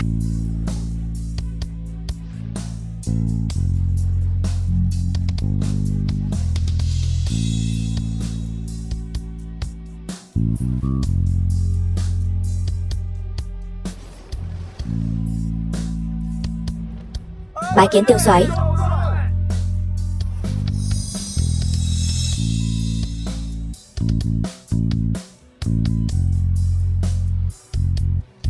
Tiêu soái, Huyền Dương Thanh Long vực chủ, tôi không ngờ lại được gặp ngài. 2 năm nay tôi không tìm các ngươi là vì tôi có nhiệm vụ quan trọng. Tiêu soái hồi quy, Tu La quân chúng ta lại có chủ tâm cốt. Huyền Dương, ta hỏi ngươi, chuyện thuốc men của Bạch gia là sao? Tại sao người động tay lại là Trương Thiệu Nguyên? Bẩm Tiêu soái, Long thủ lâm thời có nhiệm vụ phái thuộc hạ đi biên giới một chuyến, nên mới để Trương Thiệu Nguyên đi lo chuyện thuốc mới của Bạch gia. Tiêu soái, có vấn đề gì sao? Hắn ta sắp lên làm đế đô phủ tôn, vì chuyện của Bạch gia hắn ta làm không tệ, cộng thêm 2 năm nay hắn ta cũng coi như cần mẫn, nên thuộc hạ mới tiến cử hắn ta lên cơ quan trung ương. Tiêu soái, người này có vấn đề gì sao? Nếu có, thuộc hạ sẽ lập tức cho cơ quan trung ương thu hồi lệnh bổ nhiệm của hắn ta. Không cần. Nếu nhân phẩm của người này và năng lực đều không có vấn đề thì cứ trọng dụng. Thuộc hạ biết. Thanh Loan, tìm được linh kiện lò phản ứng chưa? Tìm được rồi. Lò phản ứng và linh kiện đều đã giao cho Huyền Dương rồi. Huyền Dương, có thể sửa chữa được không? Tiêu soái, lò phản ứng tuy phức tạp, nhưng tôi đã triệu tập tất cả kỹ thuật viên của tập đoàn Côn Bằng để tiến hành tái cấu trúc, tin rằng sẽ sớm sửa chữa được. Tốt, phải sửa xong trong vòng 3 ngày. Vâng. Bạch Diệp Đồng, ngươi gả cho ai không quan trọng, ta chỉ cần thuốc giải. Tiêu soái, còn một việc cần phải báo cho ngài biết. Việc gì? Từ sau lần đại bại của Tây Hoàng Bát Quốc, bọn chúng im hơi lặng tiếng 2 năm, gần đây lại bắt đầu dục dịch rồi. Thuộc hạ vâng mệnh Long thủ tới biên cảnh thăm dò, phát hiện Tây Hoàng Bát Quốc đã dần dần tập kết quân đội. Thiên vương cấp cường giả của Tây Hoàng Bát Quốc gần như bị ta một hơi chém hết. Bọn chúng lấy đâu ra cái gan hùng đó? Tiêu soái, còn nhớ người đã cứu Nguyên Sơn lại còn hút ma nguyên của hắn không? Bọn chúng có người sắp bước vào thần cấp cảnh giới, cho dù không phải thần cấp, ít nhất cũng là ngụy thần cấp. Được, thả tin tức ra biên cảnh cho ta. Tu La ta vẫn còn sống, xem Tây Hoàng Bát Quốc bọn chúng kẻ nào dám manh động. Dạ. Ba, người có hôn ước với Tiêu Trần, vậy mà lại muốn gả cho Tiêu Tử Phương. Có trò hay để xem rồi. Một tên phế vật của Tiêu gia có thể làm nên sóng gió gì chứ? Tên Tiêu Trần này từng luyện võ đạo, ngay cả lão bộc tề cửu vọng của Tiêu gia cũng không phải đối thủ của hắn. Nếu Bạch Diệp Đồng gả cho người khác, Tiêu Trần này không được ăn bám nữa, chẳng phải sẽ náo loạn lên sao? Tiêu Đình Sơn bệnh nặng, một khi nào đó ngỏng đi, Tiêu Tử Phương sẽ kế thừa tất cả. Con nên suy nghĩ cho kỹ, làm sao để tiếp cận Tiêu Tử Phương tốt hơn, làm sao để từ người đàn bà Bạch Diệp Đồng kia lấy được thứ chúng ta muốn. Nhưng mà ba, chuyện này vẫn chưa chắc chắn. Hôm trước ở hội thảo giao lưu kỹ thuật y dược, tôi nghe Tề Cửu Vọng nói Tiêu Đình Sơn muốn gặp Tiêu Trần. Tôi thấy tên phế vật Tiêu Trần này và đứa con của con đàn bà kia sớm muộn gì cũng có trận chiến. Nhân lúc Tiêu Đình Sơn chưa ngỏm, chúng ta phải thêm dầu vào lửa.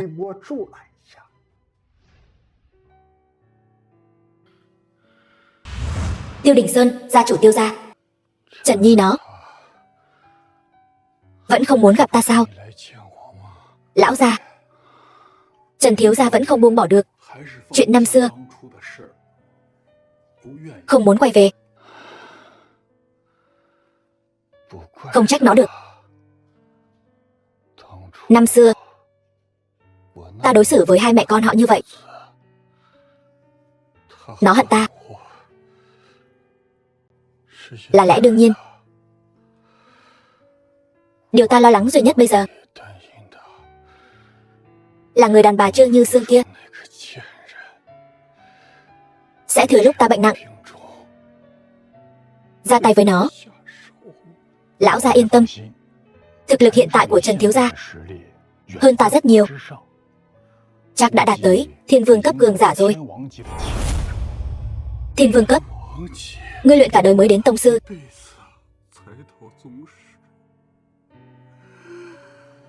Trần Nhi rời Tiêu gia 8 năm, đã luyện thành thiên vương cấp. Nó đã phải chịu bao nhiêu khổ cực rồi. Tề Cửu Vọng, ngươi đang làm gì đó? Đã quên mệnh lệnh của ta rồi sao? Lão gia bệnh nặng, bất cứ ai cũng không được quấy rầy. Còn không mau đi.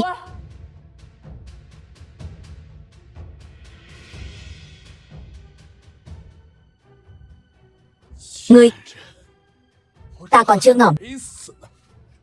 Ngươi đã muốn làm chủ rồi sao? Lão gia, người đang bệnh, không thể tức giận được đâu, coi chừng hại thân thể. Chuyện gia tộc ta sẽ thay người quản lý tốt.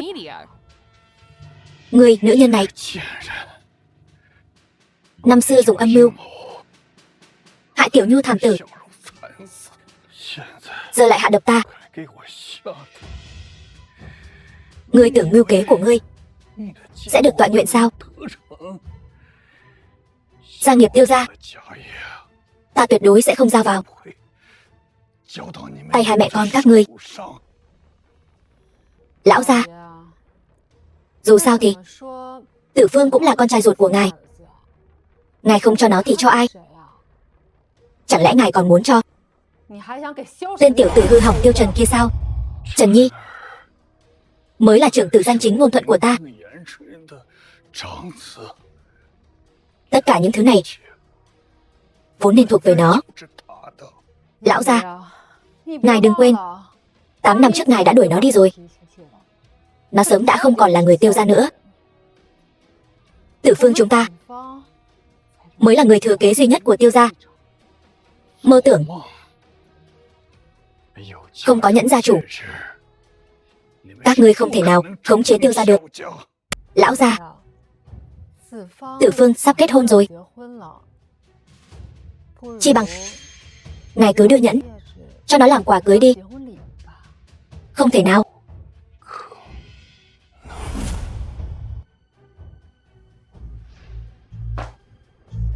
Vậy thì ngươi cứ nằm mãi trên giường này đi.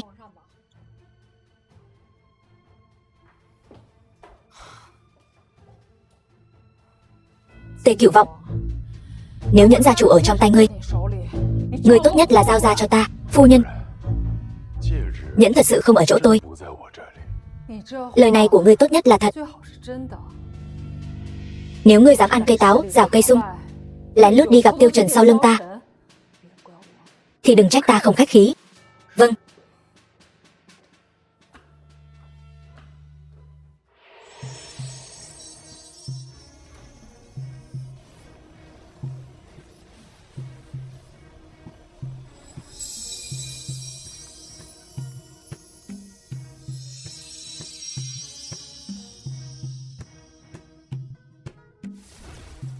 Thiên Nguyệt đại nhân, biên cảnh truyền đến tin tức Tu La Vương chưa ngỏm, hơn nữa còn đóng quân ở biên cảnh.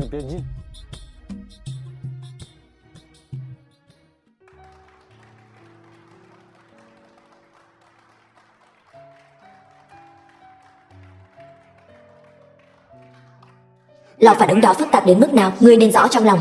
Cho dù là tập hợp toàn bộ lực lượng của tập đoàn Côn Bằng, cũng chưa chắc có thể sửa chữa được. Vui vẻ lên nào, cô dâu của ta. Tiêu thiếu gia, Ngài nói có thể sửa được lò phản ứng. Vậy giờ lò phản ứng đâu? Sau khi hôn lễ kết thúc, ta tự nhiên sẽ giao lò phản ứng cho ngươi. Điều kiện chúng ta đã nói trước đó. Sửa xong lò phản ứng, ta mới gả cho ngài. Ngươi tưởng ta ngu ngốc đến vậy sao? Nhỡ đâu ngươi lấy được lò phản ứng rồi, lại đổi ý thì sao? Vậy chẳng phải ta sẽ thành kẻ ngốc sao? Lời Bạch gia chúng ta nói ra, sao có thể đổi ý được? Chuyện gì vậy? Diệp Đồng, làm sao vậy? Lò phản ứng chưa sửa xong, Tiêu thiếu gia đã hứa có thể sửa được, thì chắc chắn có thể sửa được, chỉ là vấn đề thời gian thôi. Diệp Đồng, hôm nay là ngày vui, đừng có làm nũng nữa. Lò phản ứng gì cơ? Một cái thiết bị lò phản ứng của Bạch gia họ bị hỏng, nhờ ta sửa giúp. Ai ngờ lò phản ứng đó quá phức tạp, nhất thời không sửa được. Diệp Đồng yên tâm đi, đừng nói là lò phản ứng, dù là đổi một thiết bị khác, Tiêu gia chúng ta cũng làm được. Bây giờ thì cứ làm lễ cưới trước đã, chuyện sau đó từ từ rồi tính. Đây không phải là điều kiện đã thỏa thuận trước đó sao? Có ý gì? Không có lò phản ứng này, cái hôn sự này ngươi không định kết hôn nữa phải không? Lò phản ứng chưa sửa xong, ta Bạch Diệp Đồng tuyệt đối không gả vào Tiêu gia. Ngươi làm cái gì vậy? Dựa vào cái gì mà đánh con gái ta? Ngươi tưởng ngươi là cái thá gì? Hôn sự này ngươi muốn kết thì kết, muốn hủy thì hủy. Coi Tiêu gia chúng ta là cái gì? Là Tiêu gia các người bội tín trước. Đúng vậy, chuyện đã nói rồi, nói đổi là đổi. Diệp Đồng nhà chúng ta gả qua, có được bảo đảm gì không? Không được, sính lễ này cho chúng ta gấp đôi. Ta nói sao ngươi đột nhiên nói năng cứng rắn vậy? Thì ra là muốn tiền sao? Tiêu phu nhân, hôm nay là ngày đại hỷ của hai đứa nhỏ. Người vừa tới đã ra oai phủ đầu, nói thế nào cũng không đúng. Tiêu gia chúng ta là đệ nhất thế gia đế đô, con dâu mới vào cửa không hiểu quy củ thì phải lập cho nó chút quy củ. Ta với Tiêu thiếu đã thỏa thuận, lò phản ứng chưa sửa xong, đừng hòng ta gả vào. Đúng vậy, làm người phải giữ chữ tín. Chữ tín? Bạch gia các người trước mặt ta mà dám nói chuyện chữ tín, các người đừng quên, các người đã hủy hôn ước với Tiêu Trần như thế nào. Ngươi, Tiêu thiếu, rõ ràng là ngươi. Bản thiếu quả thật không để tâm chuyện Bạch Diệp Đồng mang hôn ước với Tiêu Trần mà gả cho ta, nhưng chuyện hủy hôn ước này là do Bạch gia các người, không liên quan đến ta. Nghe nói Bạch tiểu thư này cùng Tiêu Trần có hôn ước là do Bạch lão định ra trước khi lâm chung. Bạch gia này là muốn nuốt lời sao? Phải đó, Tiêu Trần tuy là kẻ bị Tiêu gia ruồng bỏ, chẳng đáng chi, nhưng Bạch gia trắng trợn bội ước như vậy, sau này ai còn dám làm ăn với họ nữa? Tiêu thiếu, người đẩy Bạch gia chúng ta vào chỗ bất nghĩa. Ta không ép buộc các ngươi, đừng đổ lên đầu ta. Có Tiêu gia chúng ta, nhà họ Bạch còn sợ không có việc làm ăn sao? Hôm nay cứ kết hôn trước đã. Không thể nào, không sửa được lò phản ứng, ta tuyệt đối không gả vào Tiêu gia. Diệp Đồng, chuyện lò phản ứng cứ để sau đi, không được thì cứ kết hôn trước đã. Con xem, bao nhiêu người ở dưới đang nhìn kia, gả vào Tiêu gia có gì không tốt. Chuyện lò phản ứng sau này tính tiếp. Tiêu Trần nói đúng, Tiêu gia căn bản không thể sửa chữa lò phản ứng. Sửa không được thì sao? Bạch gia bây giờ đã mất uy tín, chỉ có thể dựa vào Tiêu gia thôi. Nếu hôm nay Bạch gia các người dám để Tiêu gia chúng ta thành trò cười, thì đừng trách Tiêu gia chúng ta vô tình. Nhớ năm đó khi Bạch lão còn sống, Bạch gia oai phong biết nhường nào, giờ lại sa sút đến mức này, thật khiến người ta thở dài. Phải đấy, hổ phụ sinh khuyển tử, gà không bằng phượng, đúng là đời sau thua đời trước. Bạch tiểu thư này mà gả vào Tiêu gia, chắc sau này địa vị cũng chẳng ra sao. Bạch hổ vực chủ tới. Bạch tiểu thư đại hôn. Long thủ đặc mạnh Trầm Ương mang lễ đến chúc mừng. Trầm Ương, Bạch hổ vực chủ. Bạch hổ vực chủ, quả thật là Bạch hổ vực chủ. Bạch gia tiểu thư này lại có địa vị cao như vậy, không ngờ ngay cả Long thủ cũng gửi lễ vật đến, thật là nằm ngoài dự đoán. Vất vả cho Bạch hổ đại nhân rồi, không ngờ Long thủ vẫn còn nhớ đến Bạch gia chúng ta. Bạch gia chủ không cần khách sáo, Bạch giáo sư cả đời cống hiến cho quốc gia. Long thủ đương nhiên nhớ rõ, hôm nay Bạch tiểu thư đại hôn, Long thủ đặc mạnh Trầm Ương tuyển chọn chút lễ mọn dâng lên. Nghe đồn Bạch lão lúc còn sống có quan hệ hợp tác với hoàng thất, quả nhiên không sai.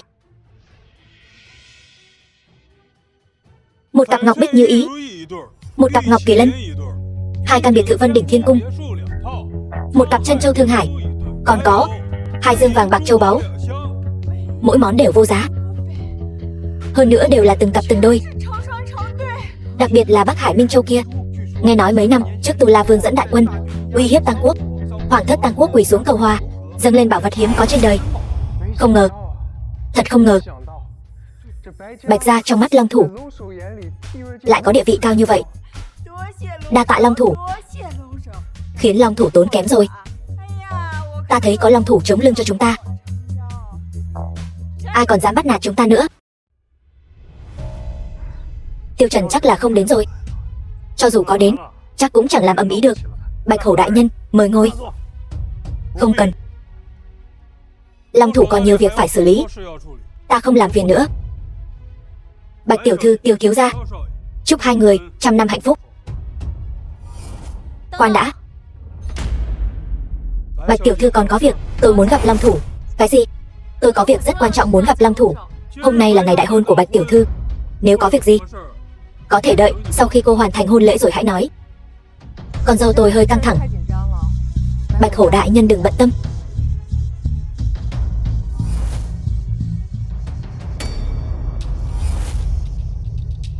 Cô còn muốn đi tìm Long Thủ đại nhân phân xử cho cô sao? Long Thủ bận trăm công nghìn việc, cô nghĩ ngài ấy sẽ quản chuyện của cô sao?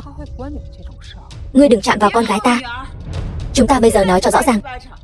Dựa vào cái gì mà đặt ra quy củ cho con gái ta? Tiêu gia chúng ta đặt ra quy củ cho con dâu mới. Rất kỳ lạ sao? Bạch gia chúng ta có Long Thủ chống lưng, Tiêu gia các ngươi tính là cái thá gì? Tiêu gia chúng ta tính là cái thá gì? Vậy Bạch gia các ngươi lại tính là cái gì? Suy tàn đến mức chẳng bằng một gia tộc nhị lưu. Còn thật sự tưởng Long Thủ sẽ để mắt đến các ngươi sao? Ngươi, nếu Long Thủ không nhớ đến Bạch gia chúng ta, sao lại tặng lễ vật hậu hĩnh như vậy? Đó là vì Long Thủ niệm tình xưa. Bạch lão từng vì nước cống hiến, Long Thủ đương nhiên phải ban ơn cho hậu nhân. Mang nhiều lễ vật hậu hĩnh đến thế này chẳng qua chỉ là cảm niệm công lao của lão Bạch. Nhưng Bạch gia bây giờ, đối với quốc gia, đối với hoàng thất, chẳng có ích lợi gì cả. Mang những lễ vật này đến đây chính là muốn nói với Bạch gia rằng ân huệ đến đây là chấm dứt.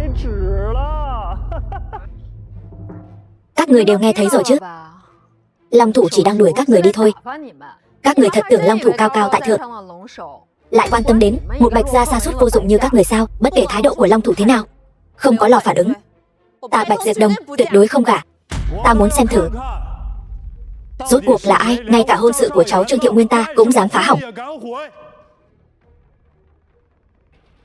Cậu là Trương Thiệu Nguyên, sắp nhậm chức Đế đô phủ tôn. Trương Thiệu Nguyên, đây chính là hồng nhân trước mặt Long Thủ và Thanh Long vực chủ đấy, đại diện cho ý chí của Long Thủ.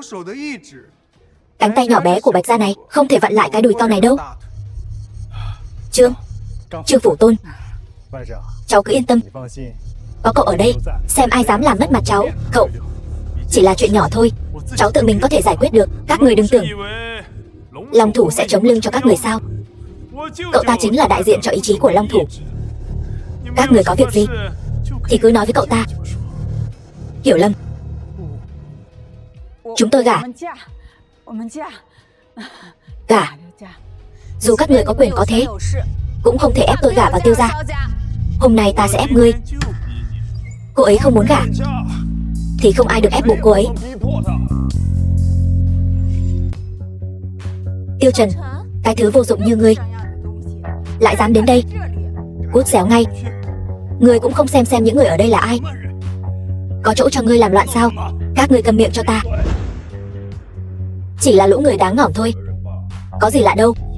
Nhóc con, bao nhiêu năm không gặp, cái miệng của ngươi càng ngày càng thối. Trương Như Sương, đã gặp nhau hôm nay rồi thì hãy tính sổ món nợ 8 năm trước cho rõ ràng. Tính sổ? Ngươi có tư cách gì để tính sổ với ta? Đây đều là cao thủ tông sư. Hôm nay ta muốn xem ngươi sẽ ngỏm như thế nào. Khoan đã, Tiêu Trần là do ta mời đến, ngươi cuối cùng cũng đến rồi. Nếu ngươi không đến thì hôn lễ này sẽ thật vô vị. Người phụ nữ này có hôn ước với ngươi, bây giờ ta sẽ ở ngay trước mặt ngươi cưới nàng. Chẳng phải là mối hận cướp vợ sao? Ta thích cướp đoạt tất cả của hắn, kể cả người phụ nữ này. Ngươi buông cô ấy ra. Tiêu Trần, quay lại nhìn xem, đó là Bạch Hổ vực chủ do Long Thủ phái đến, tặng các loại kỳ chân dị bảo. Còn ngươi, một tên khố rách áo ôm, ngươi có thể làm được gì? Một tên bị tiêu gia ruồng bỏ, một tên vô dụng. Có tư cách gì mà ở đây làm loạn? Tư cách? Đây chính là tư cách.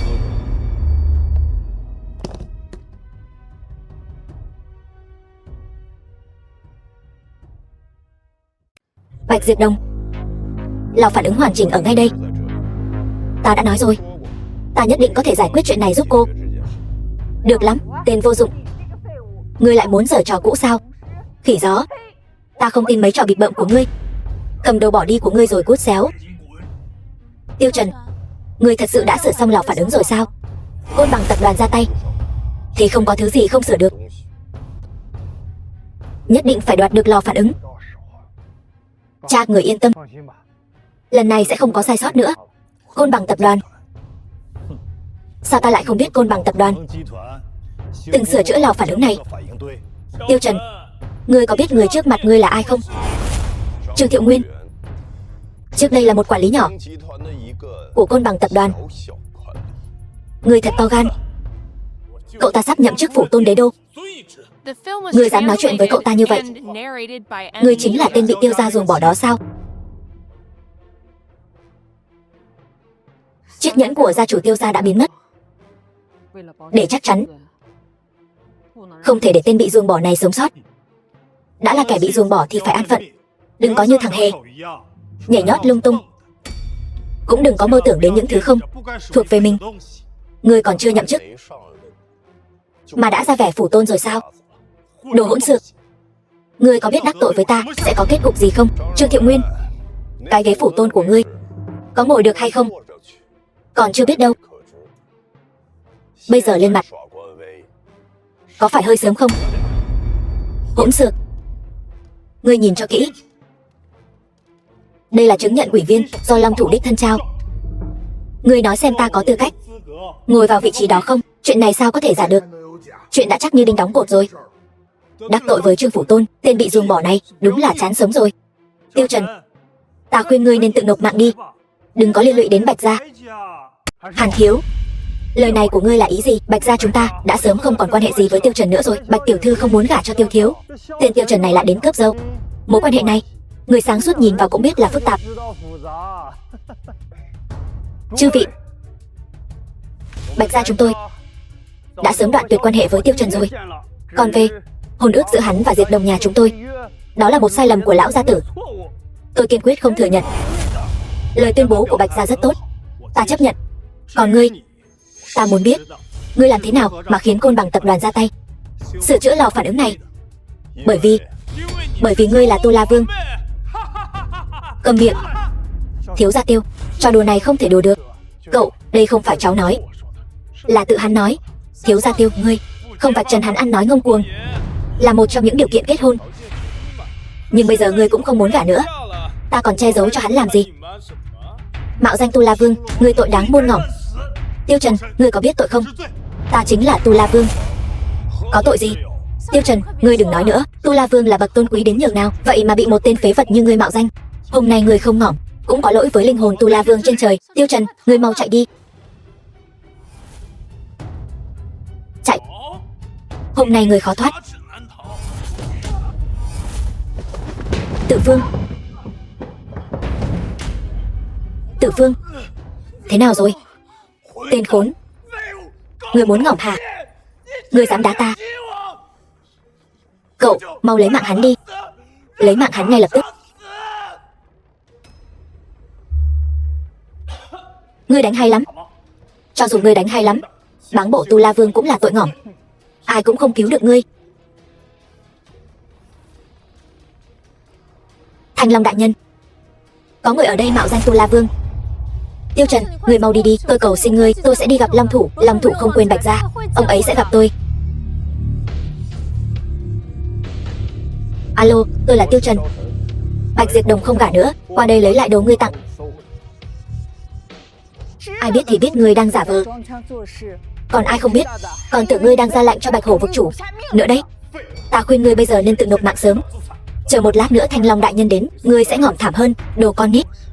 8 năm trước, mẹ con các ngươi không đấu lại ta, Bây giờ vẫn vậy. Được lắm, Trường Như Sương. Bây giờ ta sẽ diệt trừ ngươi. Thả ta ra, hôm nay nhất định phải báo thù cho mẹ. Bạch Diệt Đồng. Này Bạch Diệt Đồng, cô sao vậy? Diệt Đồng, ngươi không sao chứ? Đừng làm tôi sợ. Diệt Đồng, ngươi đi đi.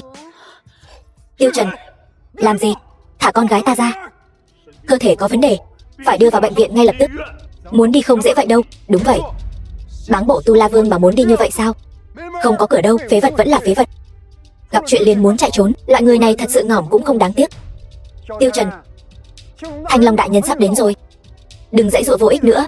Tiêu Trần, ngươi làm vậy chỉ làm chậm trễ việc chữa trị của Bạch tiểu thư. Vẫn nên giao người cho chúng tôi. Hàn Thiên Giật, ngươi đừng tưởng ta không biết. Ngươi đang tính toán gì? Hôm nay ta sẽ diệt Hàn gia các ngươi. Khẩu khí thật lớn. Ta xem ngươi làm sao diệt Hàn gia chúng ta. Mau thả con gái ta ra. Nó giờ là con dâu Tiêu gia. Ngươi dựa vào đâu mà ôm nó? Tiêu Trần, ngươi làm chuyện không nên làm. Không nên mạo phạm Tu La Vương. Hôm nay ngươi chắc chắn phải ngỏm. Ta xem ai dám. Thanh Long đại nhân tới, kẻ bị ruồng bỏ này xong đời rồi. Còn có Bạch Hổ đại nhân nữa. Tiêu Trần này, hắn ngỏm chắc rồi.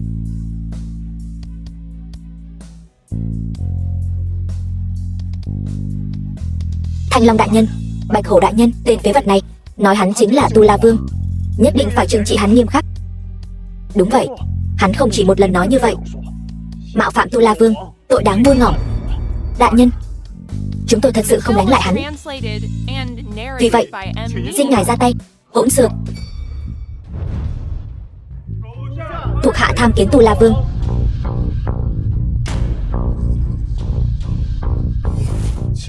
Đứng dậy đi. Sao có thể? Không thể nào. Hắn chỉ là một tên phế vật, sao có thể là Tu La Vương? Các người nhất định đã nhầm lẫn. Sỉ nhục Tu La Vương, chán sống.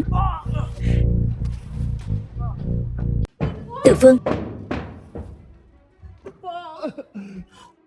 cậu cứu con. Đại nhân, xin đại nhân, xin tha mạng. Quỳ xuống.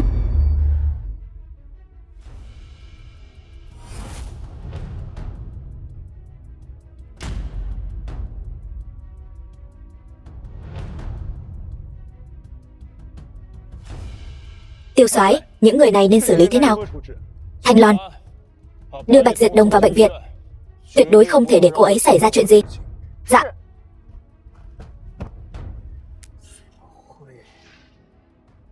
Trương Thiệu Nguyên, Tu La Vương khai ân. Thuộc hạ thực sự không biết ngài chính là Tu La Vương. Nếu tôi biết, tôi có 100 lá gan, tôi cũng không dám làm vậy với ngài. Nếu là người thường, người có thể tác quái với hắn, lạm dụng chức quyền, ngồi ở chức phụ tôn, mà không nghĩ vì nước vì dân, chỉ biết ý thế hiếp người. Giữ người lại có ích gì? Đưa hắn giao cho Trung ương thẩm lý, điều tra thêm xem trước đây có tham ô hay không. Dạ. Đưa đi. Tu La Vương khai ân. Tu La Vương, Tu La Vương khai ân. Tu La Vương. Trường Như Sương, ngươi và ta là ân oán cá nhân. Hôm nay tạm tha cho ngươi một mạng. Vẫn là câu nói đó. Về nhà rửa sạch cổ chờ đi. Tiêu Trần, nếu ngươi muốn trả thù thì cứ nhắm vào một mình ta. Chuyện năm xưa không liên quan đến con trai ta. Tu La Vương, tôi cầu xin ngài tha cho chúng tôi. Đại ân đại đức, tha cho chúng tôi sai rồi. Cút.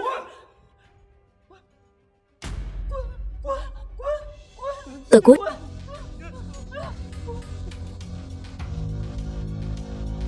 Hàn Ngạo Thiên, Hàn Thiên Giật, Hàn gia các ngươi cấu kết với ngoại địch, khởi động lại thí nghiệm virus gen, không mang đến tính mạng của hàng nghìn tỷ người dân. Các ngươi có biết tội không? Chúng tôi biết tội, chúng tôi biết tội rồi. Chúng tôi biết sai rồi. Tu La Vương, thật ra chúng tôi cũng bị ép buộc. Đều là Thiên Nguyệt Ảnh ép. Thiên Nguyệt Ảnh ở đâu? Cô ta đang bế quan. Tôi dẫn ngài đi tìm cô ta. Dẫn đường.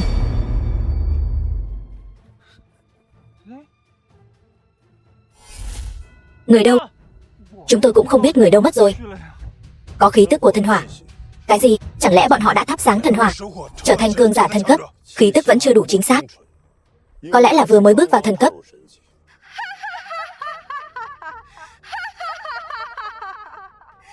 Tiêu Trần, các ngươi vẫn tìm đến đây. Giả thần giả quỷ, ra đây cho ta. Ra đây quyết nhất tử chiến, mau ra đây. Yên tâm, sẽ có cơ hội gặp mặt.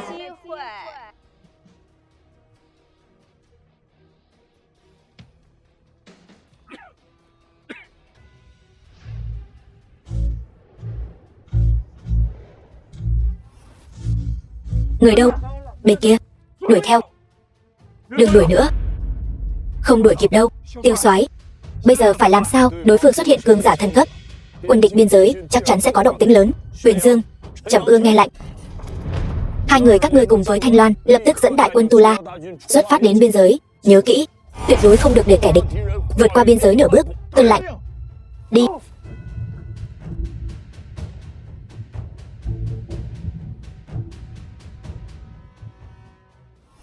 Ba, con chạy không nổi nữa. Thằng nhóc thối này, bảo con luyện võ thì không chịu luyện cho đàng hoàng. Thời khắc mấu chốt vẫn phải để ba cứu con. Luyện võ mệt lắm. Có tiền là được rồi. Có tiền. Đám người luyện võ kia chẳng phải vẫn phục vụ cho mình sao? May mà Thiên Nguyệt tiểu thư đã trở thành cường giả thần cấp. Nếu không lần này tươi đời rồi. Nhưng mà tôi thật sự không ngờ tên phế vật Tiêu Trần đó lại chính là Tu La Vương. Lần này thật sự tính toán sai lầm rồi. Nhưng mà đừng lo, tên nhóc Tiêu Trần đó đã bị tụt cảnh giới, không còn là cường giả thần cấp nữa rồi. Đối mặt với Thiên Nguyệt tiểu thư, hắn ta không còn là đối thủ nữa. Vậy nghĩa là chúng ta vẫn còn cơ hội. Thiên Nguyệt tiểu thư đã là thiên hạ vô địch rồi. Vị trí long thủ đang ngày càng đến gần chúng ta. Phải. Ngạo Thiên lập tức thực hiện kế hoạch, khiến đại hạ lập tức xảy ra loạn lạc. Nhưng mà Thiên Nguyệt tiểu thư, chúng ta vẫn chưa nghiên cứu ra thuốc giải. Ta sẽ mang nữ nhân đó đến.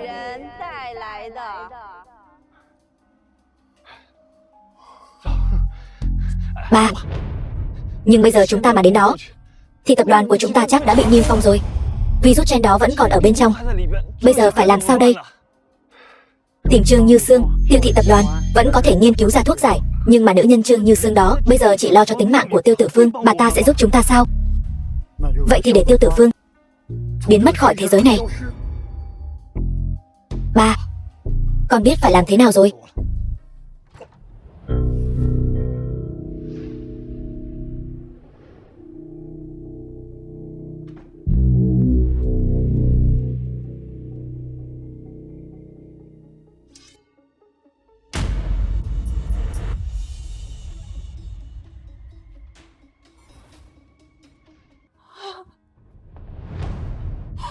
Lão gia, tôi xin ông cứu Tử Phương với. Tôi có thể ngỏm, nhưng Tử Phương nó là con trai ruột của ông. Ông không thể thấy nó ngỏm cùng tôi được. Biết vậy, sao lúc trước còn làm? Là ta sai rồi. Ta không nên hãm hại mẹ hắn. Ta biết, giờ đã không thể cứu vãn. Ta không cầu hắn tha thứ cho ta, nhưng ta chỉ cầu Tử Phương được sống. Ngươi nghĩ trong lòng hắn không hận ta sao? Trong mắt hắn, ta và ngươi chẳng khác gì nhau, đều là kẻ đáng ngỏm. Nhưng dù sao, ngươi cũng là cha hắn. Hắn không thể chẳng bằng chút tình máu mủ. Ta sẽ cố gắng hết sức, hy vọng dùng mạng mình đổi lấy một mạng sống cho Tử Phương.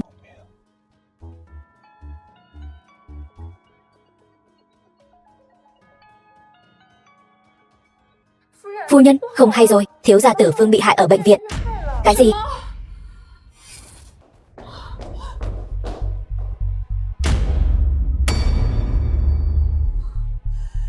Tử Phương,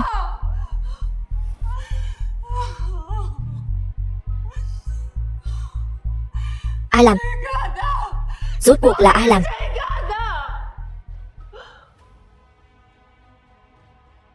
Mẹ con Tiểu Tam bức hại vợ cả. Tiêu Trần. Tiêu Trần, sao ngươi lại nhẫn tâm như vậy? Tiêu thiếu. Tiêu thiếu, phu nhân, xin hãy nén bi thương.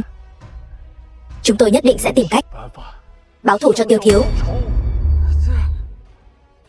Ta nhất định phải báo thù. Ta phải lấy mạng hắn. Dù có phải đồng quy vu tận, ta phải khiến hắn trả giá. Có cách nào lấy mạng hắn được không? Không giấu gì phu nhân, Hàn gia chúng tôi quả thật có vũ khí, có thể đối phó với Tiêu Trần. Chỉ là Hàn thị tập đoàn đã bị niêm phong, thứ vũ khí đó không lấy ra được, chỉ có thể nhờ vào sức mạnh của Tiêu gia để chế tạo lại vũ khí. Vũ khí gì? Virus sinh học gen.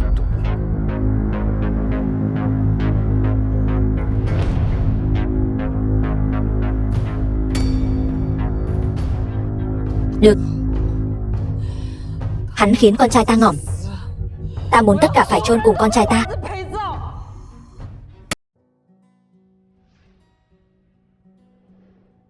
The film was translated and narrated by Ông nội. Media. Cô tỉnh rồi. Tiêu Trần, bọn họ không làm khó anh chứ? Tôi không sao. Bọn họ đã bị tôi giải quyết rồi. Đúng rồi. Cơ thể cô sao vậy? Tại sao bác sĩ nói cô sống không quá nửa năm? Đây là một căn bệnh kỳ lạ, ta mắc phải từ nhỏ. Sau khi ông nội phát hiện, ông ấy vẫn luôn cố gắng nghiên cứu thuốc giải để chữa trị cho ta. Nhưng sau đó, Tây Hoàng Bát Quốc nghiên cứu virus gen. Ông nội liền nhận lời mời của Hoàng thất, cùng Trịnh giáo sư đi nghiên cứu thuốc giải virus gen. Sau đó, ông nội tôi, bệnh của tôi cũng không thể chữa khỏi. Bệnh của cô có thể chữa được. Bác sĩ vừa mới xác nhận rồi. Thôi, không muốn nói nhiều với anh nữa. Tiêu Trần, là phản ứng thật sự đã sửa xong rồi sao? Từng lời tôi đã nói, cô đều có thể tin tưởng.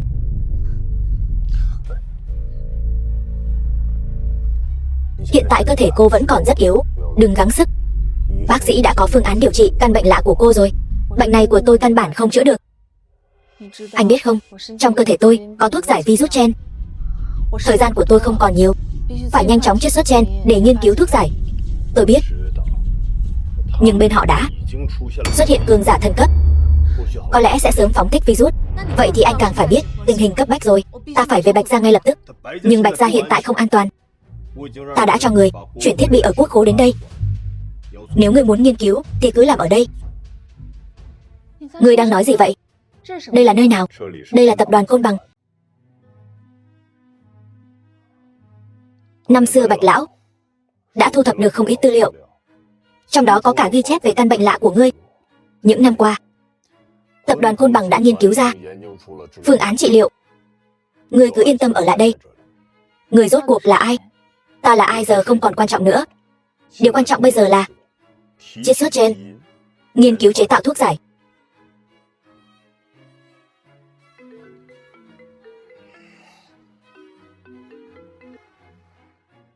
Alo, Tiêu Trần thiếu gia, cuối cùng tôi cũng liên lạc được với cậu. Cậu mau về Tiêu gia đi. Trương Như Sương, bà ta phát điên rồi. Ta còn chưa tìm bà ta mà. Bà ta đã không chịu nổi như vậy rồi sao? Không, bà ta đã thử nghiệm virus gen trên người lão gia. Ngươi nói gì? Cậu mau về đi. Chuyện gì vậy? Trương Như Sương đã dùng virus gen lên người Tiêu Đình Sơn. Chuyện thuốc giải không thể trì hoãn thêm được nữa. Nhưng thân thể của ngươi, ta chịu đựng được. Được. Ta sẽ để tập đoàn Côn Bằng toàn lực phối hợp với ngươi. Bây giờ ta phải đến Tiêu gia một chuyến.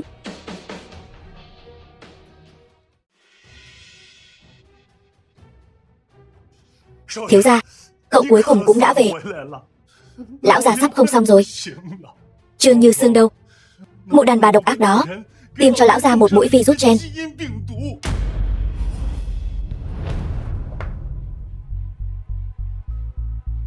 Tiêu Đình Sơn, Trần Nhi, cuối cùng con cũng chịu đến gặp ta. Tiêu Đình Sơn, ngươi cũng có ngày hôm nay. Trần Nhi, chuyện năm xưa, xin con hãy tha thứ cho ta. Tha thứ? Mẹ ta chính là vì ngươi không phân biệt đúng sai mà ra đi ngay trước mặt ta. Vậy mà ngươi còn bảo ta tha thứ cho ngươi. Ngươi lấy đâu ra mặt mũi mà nói câu đó? Ta cũng không ngờ mẹ con lại cương liệt như vậy. Ta biết bà ấy là bị Trương Như Sương gài bẫy hãm hại. Sau đó ta đã hối hận không kịp. Hối hận? Bây giờ ngươi hối hận thì có ích gì? Ngươi hãy nhìn lại bản thân mình bây giờ đi. Thật khiến người ta ghê tởm. Mấy năm nay Trương Như Sương đã âm thầm hạ độc ta, từng chút một thôn tính sản nghiệp Tiêu gia, khiến ta đối với bà ta bó tay không làm gì được. Gieo nhân nào gặt quả nấy. Năm đó người đưa Trương Như Sương về Tiêu gia thì đã định sẵn kết quả ngày hôm nay rồi. Phải. Ta biết những việc làm năm xưa đã gây tổn thương quá lớn cho hai mẹ con. Ta cũng không mong có thể cầu xin con tha thứ. Lão Tề, đây là nhẫn gia chủ Tiêu gia. Bây giờ giao nó vào tay con. Trương Như Sương đã lợi dụng thế lực Tiêu gia chúng ta để nghiên cứu virus gen. Hy vọng con có thể thay ta ngăn cản bà ta. Con trai, ta cũng nên đi gặp mẫu thân của ngươi rồi. Bấy nhiêu năm nay, tiếng xin lỗi đó ta đã trì hoãn quá lâu rồi.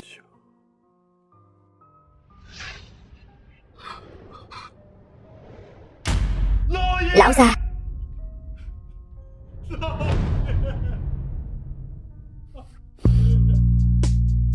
lão gia ơi. Cha.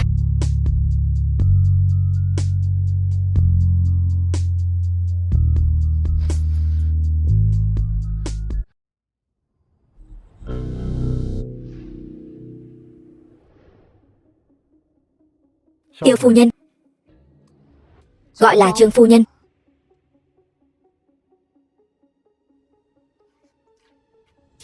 Trương phu nhân, giai đoạn sơ cấp của virus có hiệu quả như thế nào? Rất hữu dụng.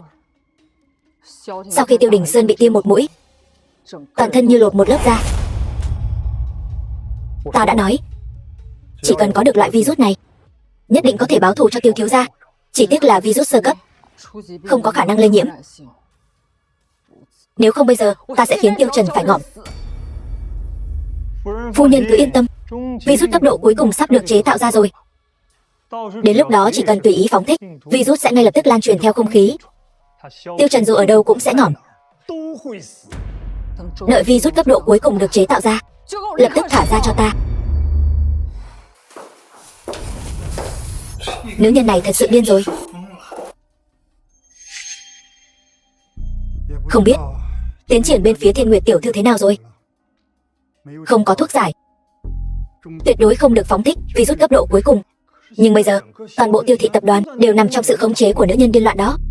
Chẳng lẽ chúng ta thật sự phải rời khỏi đại hạ sao? Rời khỏi đại hạ, vậy mưu đồ của ta phải làm sao? Sắp đến gần ngôi vị long thủ rồi, chúng ta không thể công cốc như vậy được. Vậy còn có thể làm gì nữa?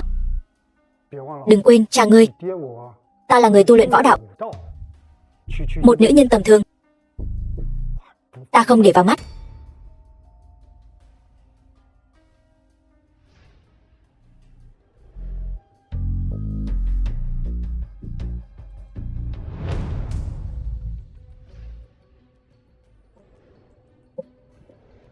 Thế nào rồi?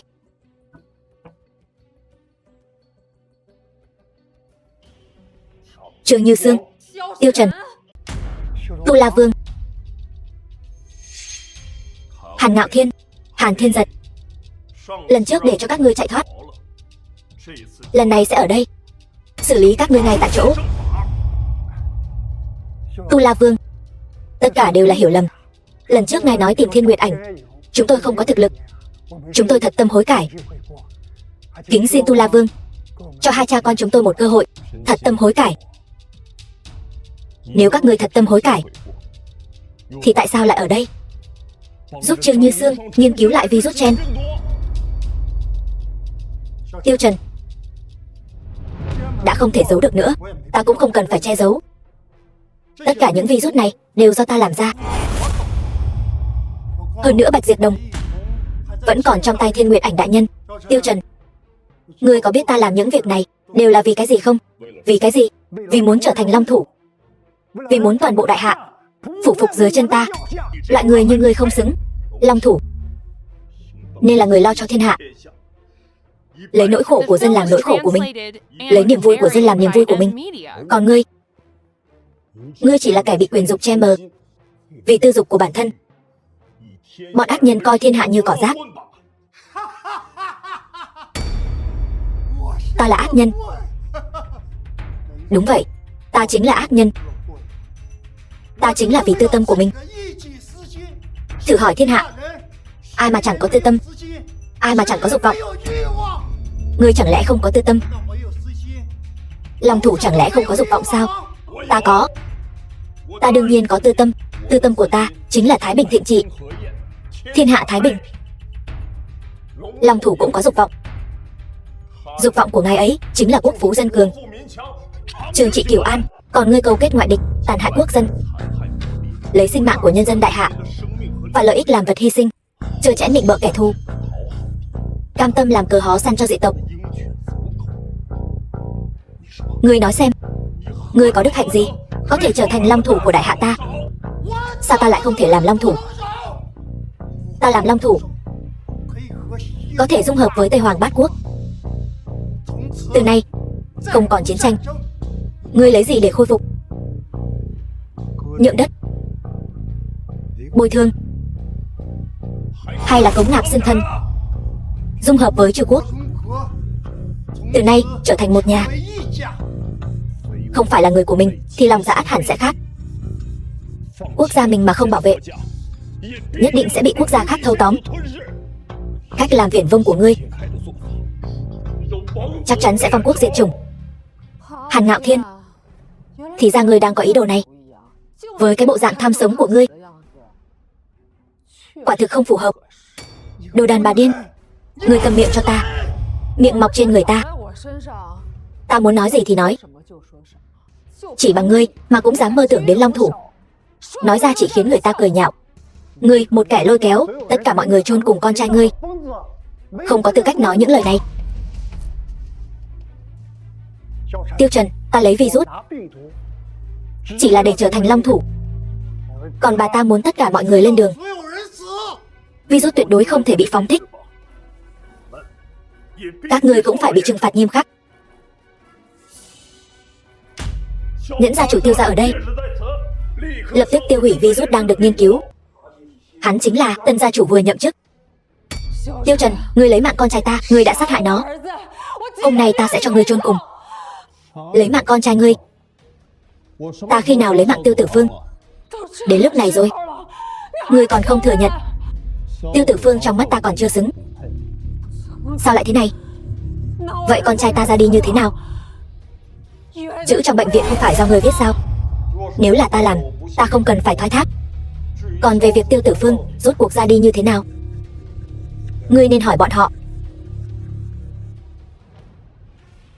Những gì hắn nói đều là sự thật. Là các người lấy mạng con trai ta. Không phải chúng ta. Ta và Tiêu thiếu có quan hệ tốt như vậy, sao có thể lấy mạng hắn chứ? Chính là hắn ta.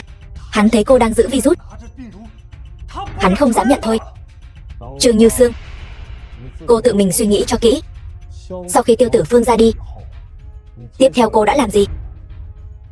Cô đồng ý hợp tác với Hàn gia phụ tử. Bọn họ lấy mạng Tiêu Tử Phương, rồi đổ tội cho ta, dồn hết mọi thù hận lên người ta. Cô bị bọn họ lợi dụng, cuối cùng cũng ra đi dưới tay bọn họ. Những gì hắn nói đều là sự thật. Là các người đã lấy mạng con trai ta. Cô đừng nghe hắn nói bậy. Chúng ta là đối tác. Ta làm sao có thể làm loại việc hại mình lợi người này chứ? Trương Như Sương, cô hãy nghĩ kỹ lại.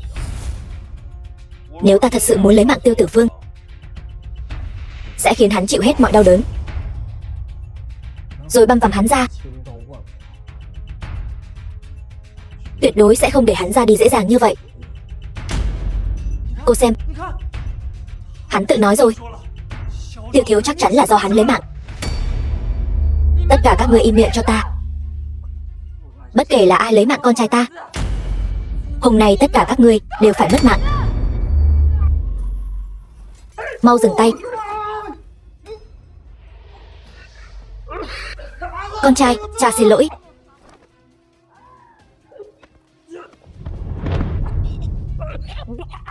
Cứu tôi với.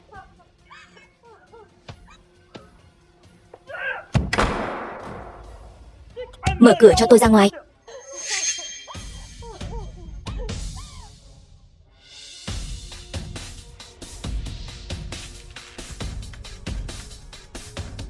Virus đã bị rò rỉ, phong tỏa nơi này, khử trùng ngay lập tức. Virus này rất mạnh, một khi lây lan sẽ không thể nào ngăn chặn được. Có lẽ chúng ta đều đã bị nhiễm rồi. Tiêu hủy nơi này trước. Mọi người đừng đi lung tung, tôi sẽ tìm ra thuốc giải. Lão Bạch, ông nghĩ cách đi chứ?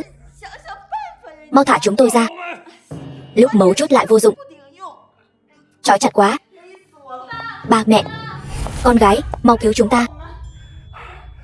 Diệp Đồng, Tu La Vương đâu?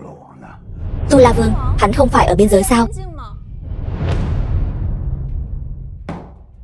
Tu La Vương ở tận biên giới, sao mà quản được các người? Sao đột nhiên lại đến biên giới?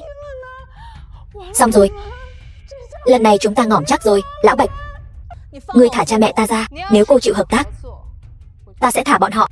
Nếu cô không chịu, ta sẽ lấy mạng bọn họ. Con gái, con mau cứu chúng ta.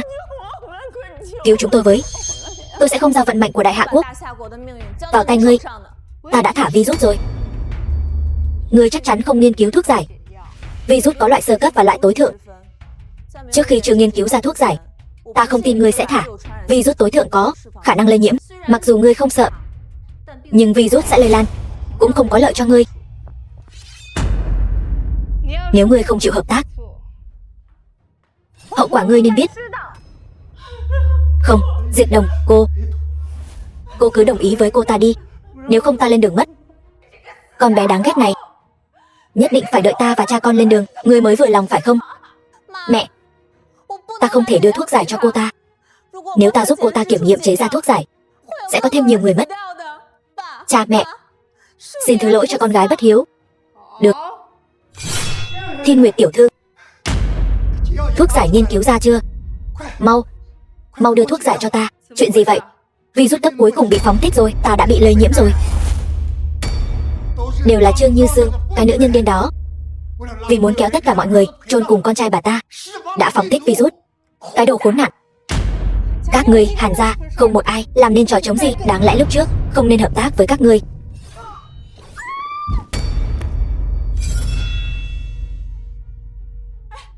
Ngươi đừng manh động. Ngươi vẫn chưa chịu hợp tác, là muốn cho toàn bộ Đại Hạ Quốc chôn cùng ngươi sao? Ngươi đi đi, ngươi mau đi đi. Được, ta sẽ đi ngay bây giờ. Thiên Nguyệt đại nhân, Tiêu Trần đuổi theo đến rồi, ngươi trông chừng bọn họ, ta đi một lát rồi về. Vâng.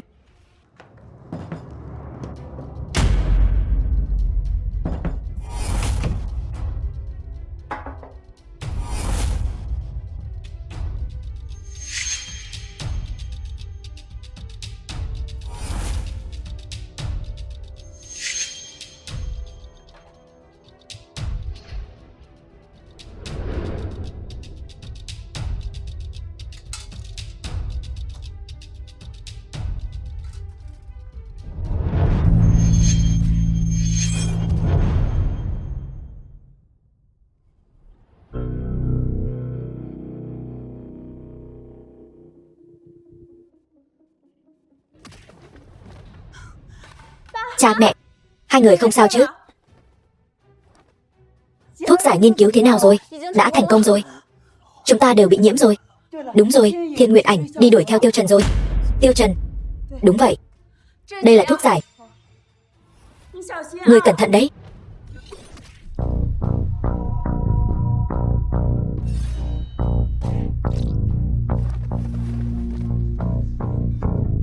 Tiêu Trần. Này Tiêu Trần, ngươi không sao chứ? Đây là thuốc giải.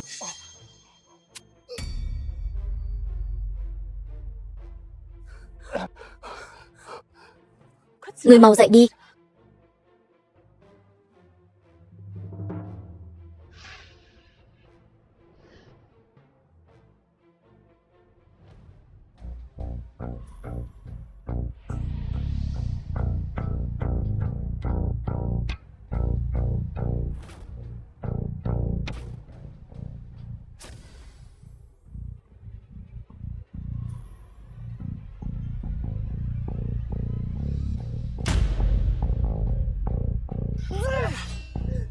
Không biết tự lượng sức mình.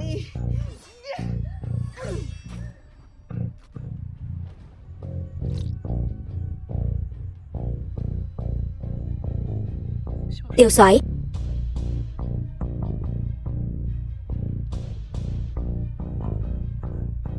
Thiên Nguyệt Ảnh. 2 năm trước, ngươi đã được chứng kiến sự chênh lệch giữa thiên vương cấp và thần cấp. Hôm nay ta sẽ lại cho ngươi chứng kiến một lần nữa. Ngụy thần trước mặt chân thần cũng chẳng khác gì con kiến hôi. Tu La. Lao đến.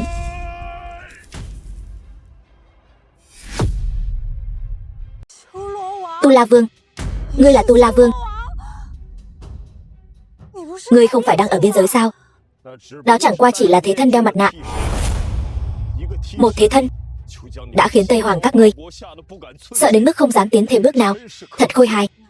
Vậy thì quyết một trận tử chiến đi.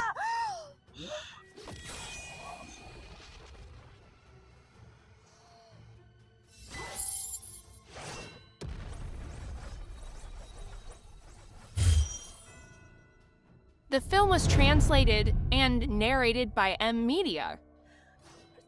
Thật sự là Tu La Vương. Ta ẩn mình 2 năm nay chính là để bảo vệ ngươi. Cho đến khi ngươi nghiên cứu ra thuốc giải, tất cả đều là sắp xếp của ông nội ngươi. Bây giờ thuốc giải đã nghiên cứu thành công. Bạch Diệp Đông, ta chính thức thông báo với ngươi, chúng ta hủy hôn ước. Ngươi tự do rồi. Không, đừng, ta nên đi rồi. Địch quốc xâm phạm biên giới. Tướng sĩ ở biên giới vẫn đang chờ ta. Chuyện còn lại trong Đại Hạ Quốc giao cho các ngươi lo liệu. Thanh Loan, chúng ta đi. Đừng đi.